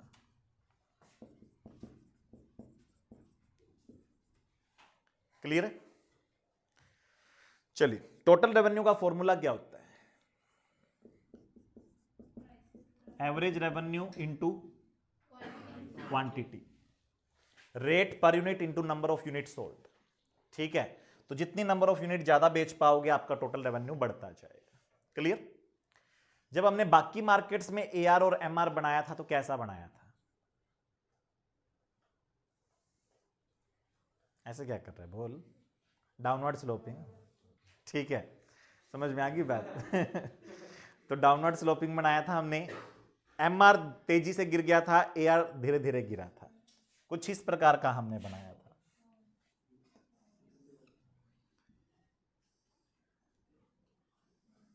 ये एआर था बेटा, ये एमआर था, ठीक है। और हमने जो टीआर बनाया था वो कुछ इस प्रकार का बनाया था, ठीक है। Total revenue first will increase जब तक एमआर क्या है? पॉजिटिव। फिर जैसे ही एम आर नेगेटिव होगा टी आर क्या हो जाएगा, डिमिनिश। ठीक है, ये बाकी मार्केट्स में होता है। परफेक्टली कॉम्पिटिटिव मार्केट के अंदर याद रखना, total revenue will be a straight line parallel to, किसी के नहीं, ठीक है, स्ट्रेट लाइन। अपवर्ड स्लोपिंग बोल दूं, डाउनवर्ड स्लोपिंग बोल दूं, फिर अपवर्ड बोल दो, नालायक कहीं के, मना कर रहे। टोटल रेवेन्यू, ठीक है, तो इनडिसीजन की स्थिति में थे तो ना ही हो गई। ठीक है, दिख रहा है अपवर्ड है, फिर भी सोच रहे हो। तो आपको कभी भी इनमें कंफ्यूजन हो सकती है, बड़ी आम बात है। कंफ्यूजन कभी भी हो तो एक चीज आपको हमेशा याद होनी चाहिए, क्या याद होनी चाहिए, एवरेज रेवेन्यू और मार्जिनल रेवेन्यू। अगर ये आपको पता है कि आप टीआर नहीं बना सकते, मान लो आप ये ग्राफ भूल गए, कोई ना, टेबल बनानी आती है, बनाओ जरा। एआर आपको सेम रखना है, एक एक एक एक, तो एमआर भी क्या हो जाएगा, एक एक एक एक। ठीक है, आपने यूनिट बेची 1 2 3 4 5, 1 इंटू 1 1, 2 इंटू 1, बताइए टोटल रेवेन्यू क्या हो गया, 1 2 3 4, तो total revenue will increase upward sloping. ठीक है, जितनी बेचोगे यूनिट्स ज्यादा, टोटल रेवेन्यू भी होगा उतना ज्यादा। तो यहां पे आपका लक्ष्य क्या होना चाहिए, परफेक्ट कॉम्पिटिटिव मार्केट में सेल्स मैक्सिमाइजेशन। ठीक है, अगर आपको परफेक्टली कॉम्पिटिटिव मार्केट में टिकना है तो आपका लक्ष्य क्या होना चाहिए, सेल्स मैक्सिमाइजेशन। जैसे चाइनीज फर्म्स को देखो, उनका टारगेट क्या है, सेल्स मैक्सिमाइजेशन। ठीक है, वो सेल्स मैक्सिमाइजेशन पे इतनी उतारू है कि उसने वर्ल्ड के सारे हिस्सों की फैक्ट्रीज बंद करा दी और पूरे विश्व में चाइना का माल बिक रहा है। ठीक है, क्योंकि वो परफेक्ट कॉम्पिटिटिव मार्केट को जानती है। तो आपको इस चीज का ध्यान रखना है, परफेक्ट कॉम्पिटिशन आगे आगे और बढ़ेगा, कंपटीशन घटना तो है नहीं मार्केट में। तो आपको क्या रखना चाहिए, सेल्स को बढ़ाने पे जोर देना चाहिए। तभी मैंने आपको पिछले लेक्चर में भी कहा था, अक्सर हमें दो चीजों पे ध्यान देना चाहिए, प्रॉफिट पर और टोटल रेवेन्यू पर। सिर्फ प्रॉफिट बढ़ाना बुद्धिमत्ता नहीं है जब तक आपके टोटल रेवेन्यू बढ़ नहीं रहे। तभी तो जितनी भी बड़ी लिस्टेड कंपनीज है, अगर उनका प्रॉफिट अप है बट उनका टोटल रेवेन्यू डाउन है तो उनके शेयर के रेट गिर जाते हैं। क्योंकि ठीक है, आज तो अच्छा किया उस कंपनी ने परफॉर्म, लेकिन फ्यूचर क्या दिख रहा है उसका, खराब। क्योंकि ग्राहक क्या हो गए, कम, और ग्राहक कम होना इन्वेस्टर को अच्छा नहीं लगता। क्लियर है? तो लॉन्ग रन सोच रखनी पड़ती है आपको। चलिए,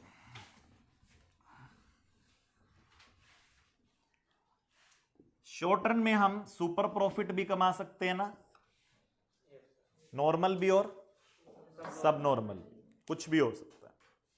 चलिए,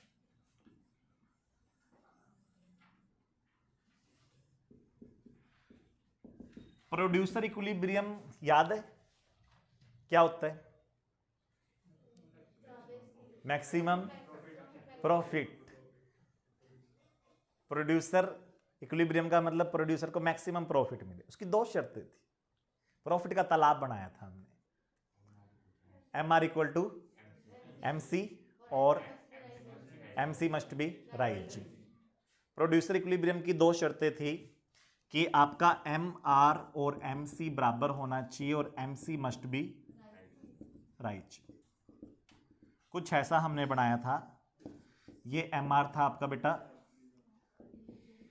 और एम सी ये था, तो यहां पर हमने इक्विलिब्रियम लिया था। ये लॉस का एरिया था क्योंकि यहां पे एम सी ज्यादा थी और एम आर कम था। वर्टिकल देखो ग्राफ को, एम सी क्या है यहां पे ज्यादा और एम आर क्या है कम, कॉस्ट ज्यादा है रेवेन्यू कम है। और यहां पर क्या हो गया आपका, एम आर ज्यादा और एम सी कम। वर्टिकल देखो ग्राफ को, एम आर ज्यादा है यहां पर और एम सी कम, तो ये प्रॉफिट का तालाब था। ठीक है, और हमने क्या करना था इस प्रॉफिट के तालाब को, कम या ज्यादा, ज्यादा और ज्यादा और ज्यादा। चलो अब देखते हैं M R equal to A R. ये लो जी, ये एम सी। कौन सा इक्विलिब्रियम पॉइंट है, पहला है दूसरा, दूसरा। ठीक है, अब मान लीजिए जिस पॉइंट पर एम सी एम आर को काट रही है उसको ई ले लेते हैं, इक्विलिब्रियम पॉइंट। क्लियर है? अब देखो, अगर आपको पेपर में एवरेज कॉस्ट दे दे ऐसी, ये एवरेज कॉस्ट दे दी। तो आप कहां रुकोगे? इक्विलिब्रियम पॉइंट पर। इक्विलिब्रियम पॉइंट पे आप रुक गए बेटा। इक्विलिब्रियम पॉइंट पे देखो आपका AR कितना है और AC कितना है। EAB, मैं पूछ रहा हूं आपसे, AR बताओ क्या है, EAB बताओ क्या है, AE कह लो, ये कह लो, बात तो एक ही है। चलो, तो इक्विलिब्रियम पॉइंट पे आप रेवेन्यू कितना कमा रहे हो? इतना, एवरेज रेवेन्यू। एवरेज कॉस्ट कितनी है इस पॉइंट के ऊपर? AB।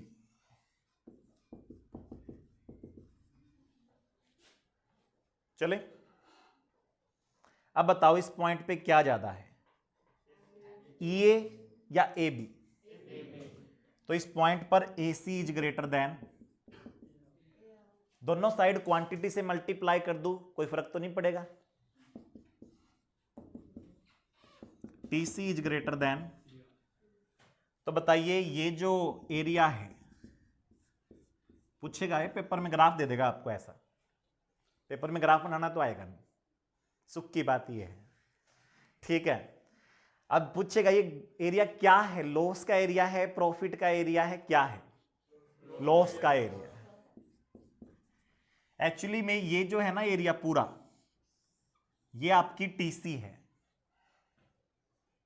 और ये जो एरिया है ये TR है, और TC TR से कितना ज्यादा है? इतना। ये किसका एरिया है? लॉस का एरिया।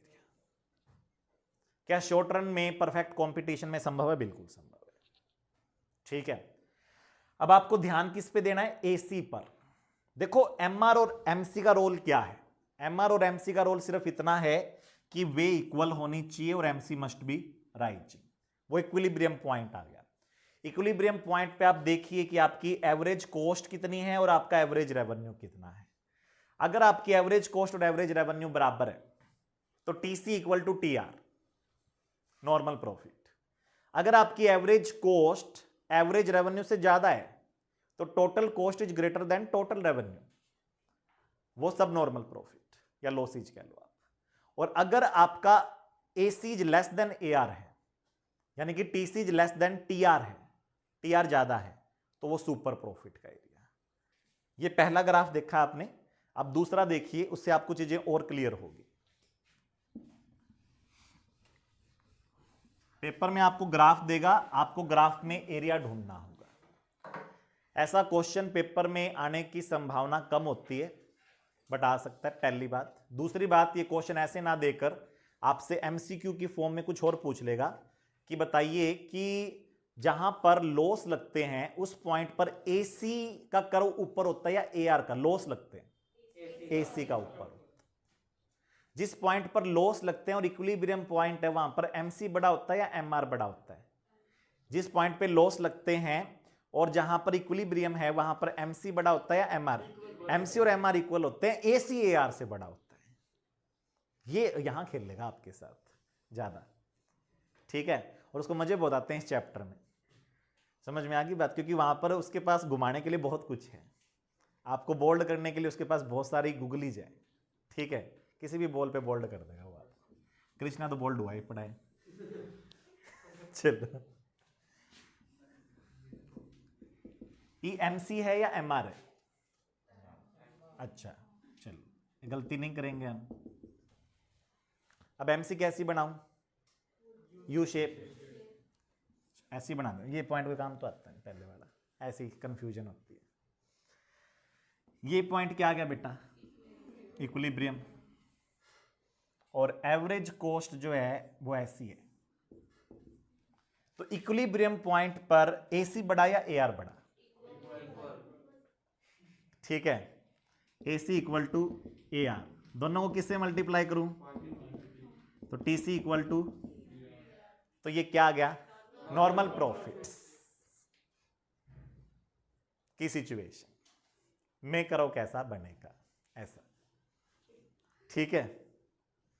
कहीं आप देखो सर नॉर्मल प्रॉफिट दिखाई तो नहीं दे रहे, वो शेडेड पोर्शन तो नहीं दिखाया आपने, ठीक है। समझ में आ गई बात? तो आपसे पूछेगा कि अगर नॉर्मल प्रॉफिट है तो वहां पे क्या होगा। हम कहेंगे जी वहां पे M R equal to A R equal to M C equal to A C, सारे इक्वल, तभी तो है इक्विलिब्रियम। ठीक है, समझ में आ गई बात। चलो अब मान लो इसी ग्राफ में मुझे सुपर प्रॉफिट दिखाने, मेरे से बारी बारी ग्राफ बनते नहीं, उम्र हो गई मेरी, क्या करूं।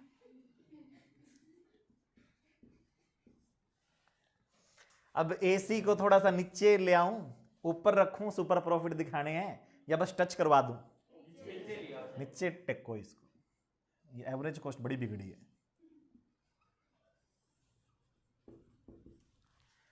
चलो चलो चलो चलो चलो चलो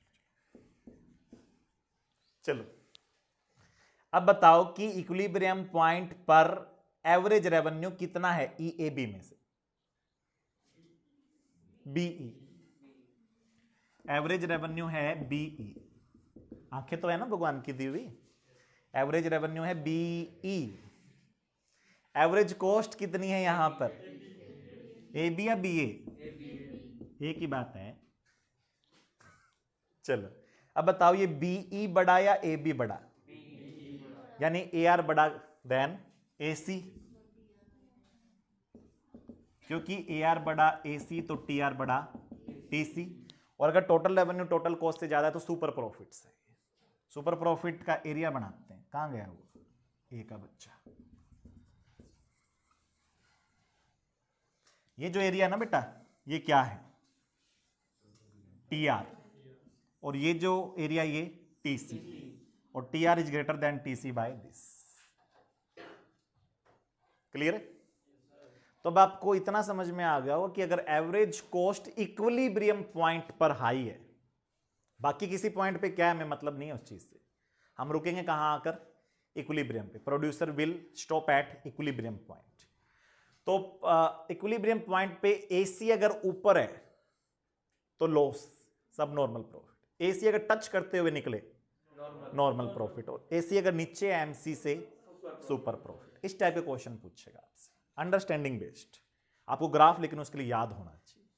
ग्राफ याद नहीं है तो आप प्रॉब्लम में फंस जाओगे बहुत बुरी तरह। ठीक है, अभी तक ठीक है, आप ये लगा के चलो कि आपने जो काम किया है वो एस शॉर्ट रन का है, मैं लॉन्ग रन का बना रहा हूं ग्राफ। ठीक है, शॉर्ट रन के 3 सिचुएशन।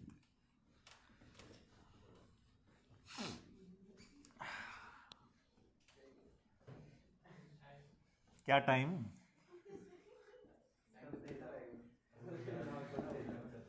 टाइम चलता रहेगा। चलो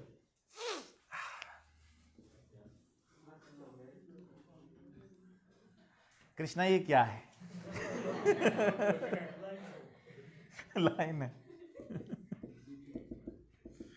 चलो बेटा एमसी कैसी बनाओ? यू, तेरे को बना दूं यू। चलो चलो जी, लॉन्ग रन में क्या दिखाना है हमें? सुपर प्रॉफिट सब नॉर्मल या नॉर्मल? तो सारे इक्वल करने हैं। तो एवरेज कॉस्ट को यहीं से गुजार दूं। ठीक है, अब आते हैं long run average cost. Long run को यहीं से गुजारूं या ऊपर नीचे से गुजारूं? यहीं से गुजारो उसको भी। आजा बेटा, तो सबको कवर करती हुई चलती है ना इनवन लो। चले, एलएसी यहां पर आ गया, एलएमसी भी गुजार दो। एस एमसी गुजारी थी ना, ऐसे एलएमसी भी गुजार दो। ये लो, चलो चलो। तो आपसे पूछेगा कि जब लॉन्ग रन में इक्विलिब्रियम है परफेक्ट कंपटीशन में तो क्या होगा? तो आपको कहना है जी M R equal to A R equal to M C equal to A C, छोटी बी और बड़ी बी। और ये सुपर प्रॉफिट है नॉर्मल प्रॉफिट। नॉर्मल प्रॉफिट में कभी भी ग्राफ में एरिया नहीं दिखाया जाएगा। ठीक है, वो टेंडेंसी पॉइंट होएगा सबका। और यहां पे देखो जरा ध्यान से, यहां पर लॉन्ग रन एवरेज कॉस्ट और शॉर्ट रन एवरेज कॉस्ट दोनों अपने मिनिमम पर है। तो ये वो पॉइंट है जहां पे LAC मिनिमम पॉइंट से गुजरा है, तो ये ऑप्टिमम पॉइंट भी, तभी कहते हैं परफेक्ट कंपटीशन में लॉन्ग रन में इतना भयंकर कंपटीशन मचता है कि वहां पर सभी फर्म अपने ऑप्टिमम लेवल पे प्रोडक्शन करने के लिए मजबूर हो जाती है। यहां पे देखो LAC ने SAC को फॉलिंग पोर्शन से टच किया, राइजिंग से टच किया, मिनिमम पॉइंट पे टच किया, ऑप्टिमम लेवल, यानी कि यहां पर वेस्टेज कितनी हो रही है, minimum. Optimum utilisation of resources कब होगा, जब सप्लायर लड़े आपस में कुत्तों की तरह, ठीक है। इतना कंपटीशन मचे मार्केट के अंदर कि रिसोर्स वेस्ट करना मतलब मार्केट से बाहर हो जाना, ठीक है, कट थ्रोट कंपटीशन। यहां पर जो कॉस्ट है, यहां पे जो कॉस्ट हम ले रहे हैं ये मिनिमम पॉसिबल कॉस्ट है, और जो रेवेन्यू हम ले रहे हैं लोगों से वो भी कितना है, मिनिमम पॉसिबल रेवेन्यू है। इस मार्केट के अंदर जो कॉस्ट है वो मिनिमम पॉसिबल कॉस्ट है, और जो रेवेन्यू है वो भी मिनिमम पॉसिबल रेवेन्यू है। आप रेवेन्यू को बढ़ा सकते हो थोड़ा सा भी, बोलो, मार्जिनल रेवेन्यू, ठीक है। यहां पर आप मार्जिनल रेवेन्यू को बढ़ा सकते हो, नहीं। यहां पर आप एवरेज रेवेन्यू को बढ़ा सकते हो, नहीं, सिर्फ टोटल रेवेन्यू को बढ़ा सकते हो आप, ठीक है। ये अपनी बुक में निकालिए जरा, पढ़ना जरूरी है, पेज नंबर 179।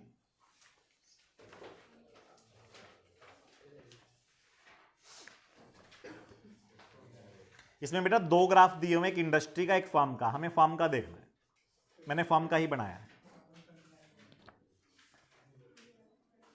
देखो जरा, AR, MR, LAC, SAC, SMC, LMC सारे बराबर है एकदम। जहां पे ग्राफ एंड हो रहा है उसकी पहली line, figure 22 shows that in the long run all are equal, ठीक है। फिर नीचे नीचे देखिए आप, जहां पे 6 पॉइंट ABCDEF, उससे पहले 10 इन the long run under the perfect competition market mechanism. Market ऐसी हो जाती है कि अगर आपको जीना है मार्केट में तो आपको ऑप्टिमम यूटिलाइजेशन ऑफ रिसोर्स करना ही होगा, वरना बाहर हो जाओ मार्केट से, ठीक है। समझ में आ गई बात, कंपटीशन क्योंकि बढ़ गया है इसलिए आपको सर्वाइवल के लिए ये सब जरूरी हो गया है।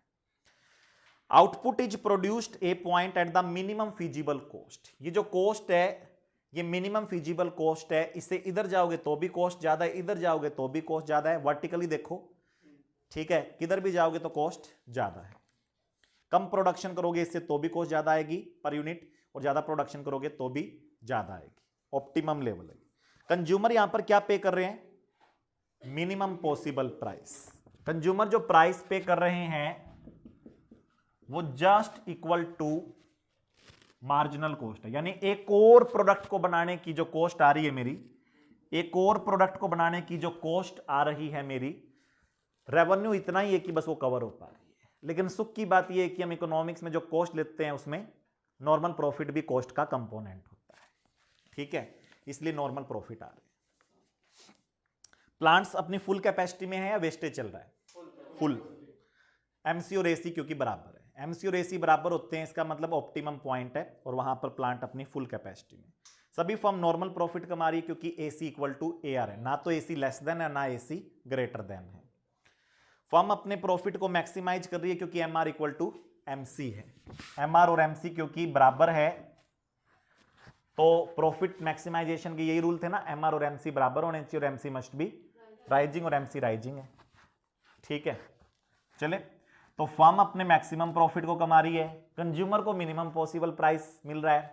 देखो फर्म अपने मैक्सिमम लेवल को अचीव कर रही है, इक्विलिब्रियम पे है, फर्म तो इक्विलिब्रियम पे है, ठीक है, और कंज्यूमर को लिस्ट पॉसिबल प्राइस मिल रहा है। सारे सुखी, ऐसी मार्केट को क्या बोलते हैं, परफेक्ट कॉम्पिटिशन, ठीक है।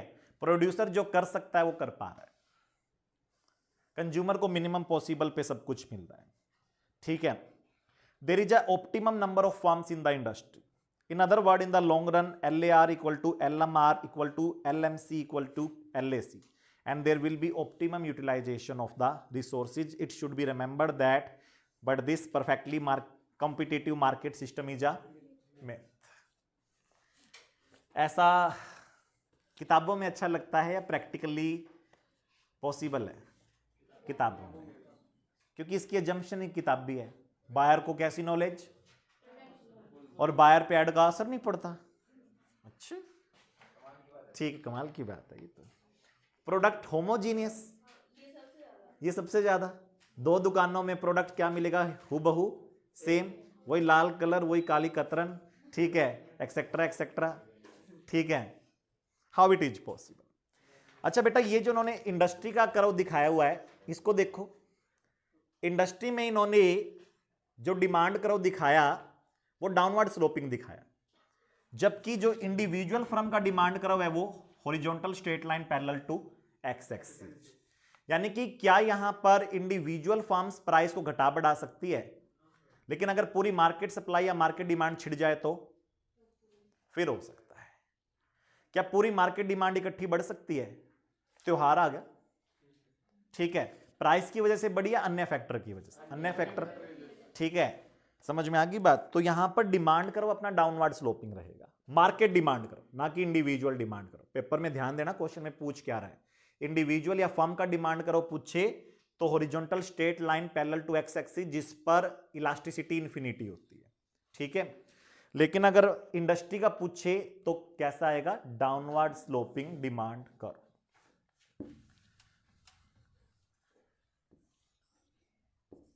ये डिमांड और ये सप्लाई, और बोला ये परफेक्ट कंपटीशन में क्या है, तो आप क्या बोलोगे, इंडस्ट्री डिमांड है या इंडस्ट्री सप्लाई है, या फर्म डिमांड है या फर्म सप्लाई है।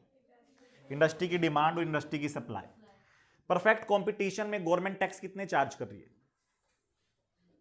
0, अजम्पशन थी, ठीक है, कि गवर्नमेंट कोई टैक्स नहीं लेगी।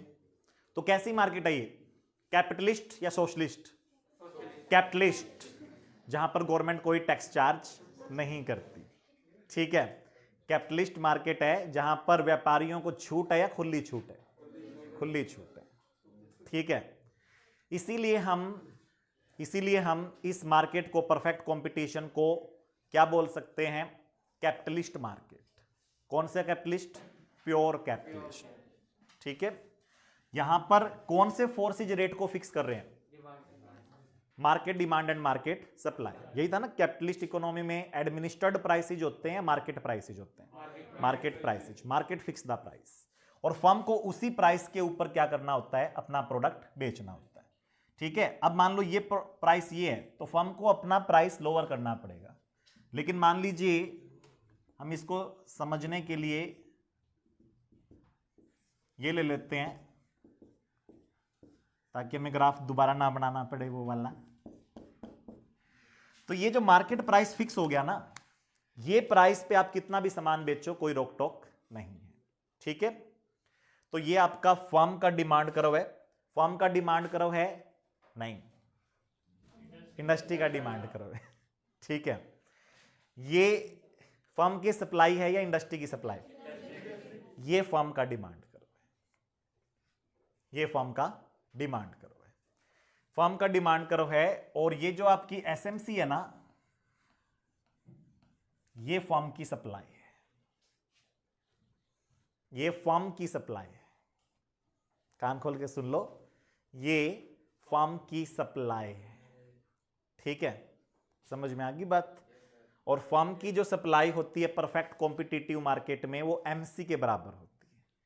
अब क्वेश्चन आ गया, ऐसा क्यों, ठीक है, फर्म की सप्लाई मार्जिनल कॉस्ट के बराबर क्यों है, चलो उसको समझाते हैं हम। ऐसे लेक्चर खत्म थोड़ी होता है, इंतजार करो ना किसी चीज का, तो वो बहुत देरी से मिलती है।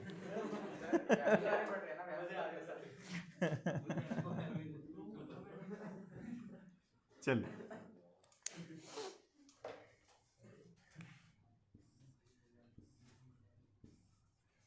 ये 3 क्या है, लाइन नहीं है, पैरेलल लाइंस नहीं है, क्या है ये फर्म के डिमांड कर्व है, ये D1, ये D2, ये D3। क्या फर्म का डिमांड बेटा, ये प्राइस आप चेंज कर सकते हो या नहीं कर सकते,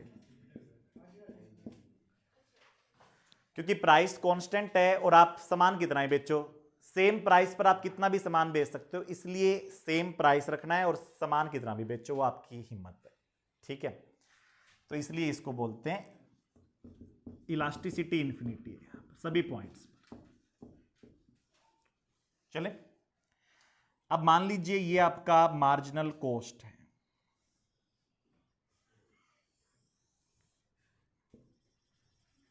ये पॉइंट क्या है, इक्विलिब्रियम। डिमांड, एवरेज रेवेन्यू और मार्जिनल रेवेन्यू बराबर होते हैं, ये पॉइंट आपका इक्विलिब्रियम पॉइंट है। Equilibrium point 1, equilibrium point 2, equilibrium point 3 depending upon कि मार्केट प्राइस क्या है, P1, P2, P3। देखिए इक्विलिब्रियम पॉइंट मार्केट प्राइस के हिसाब से ऊपर आ रहा है, नीचे आ रहा है। अगर आपका प्राइस मार्केट में ज्यादा है तो इक्विलिब्रियम आपको हायर पॉइंट पे मिल रहा है, यस और नो? ठीक है, क्योंकि आपका प्राइस ज्यादा है तो आपको इक्विलिब्रियम पॉइंट भी ज्यादा पे मिल रहा है, ठीक है।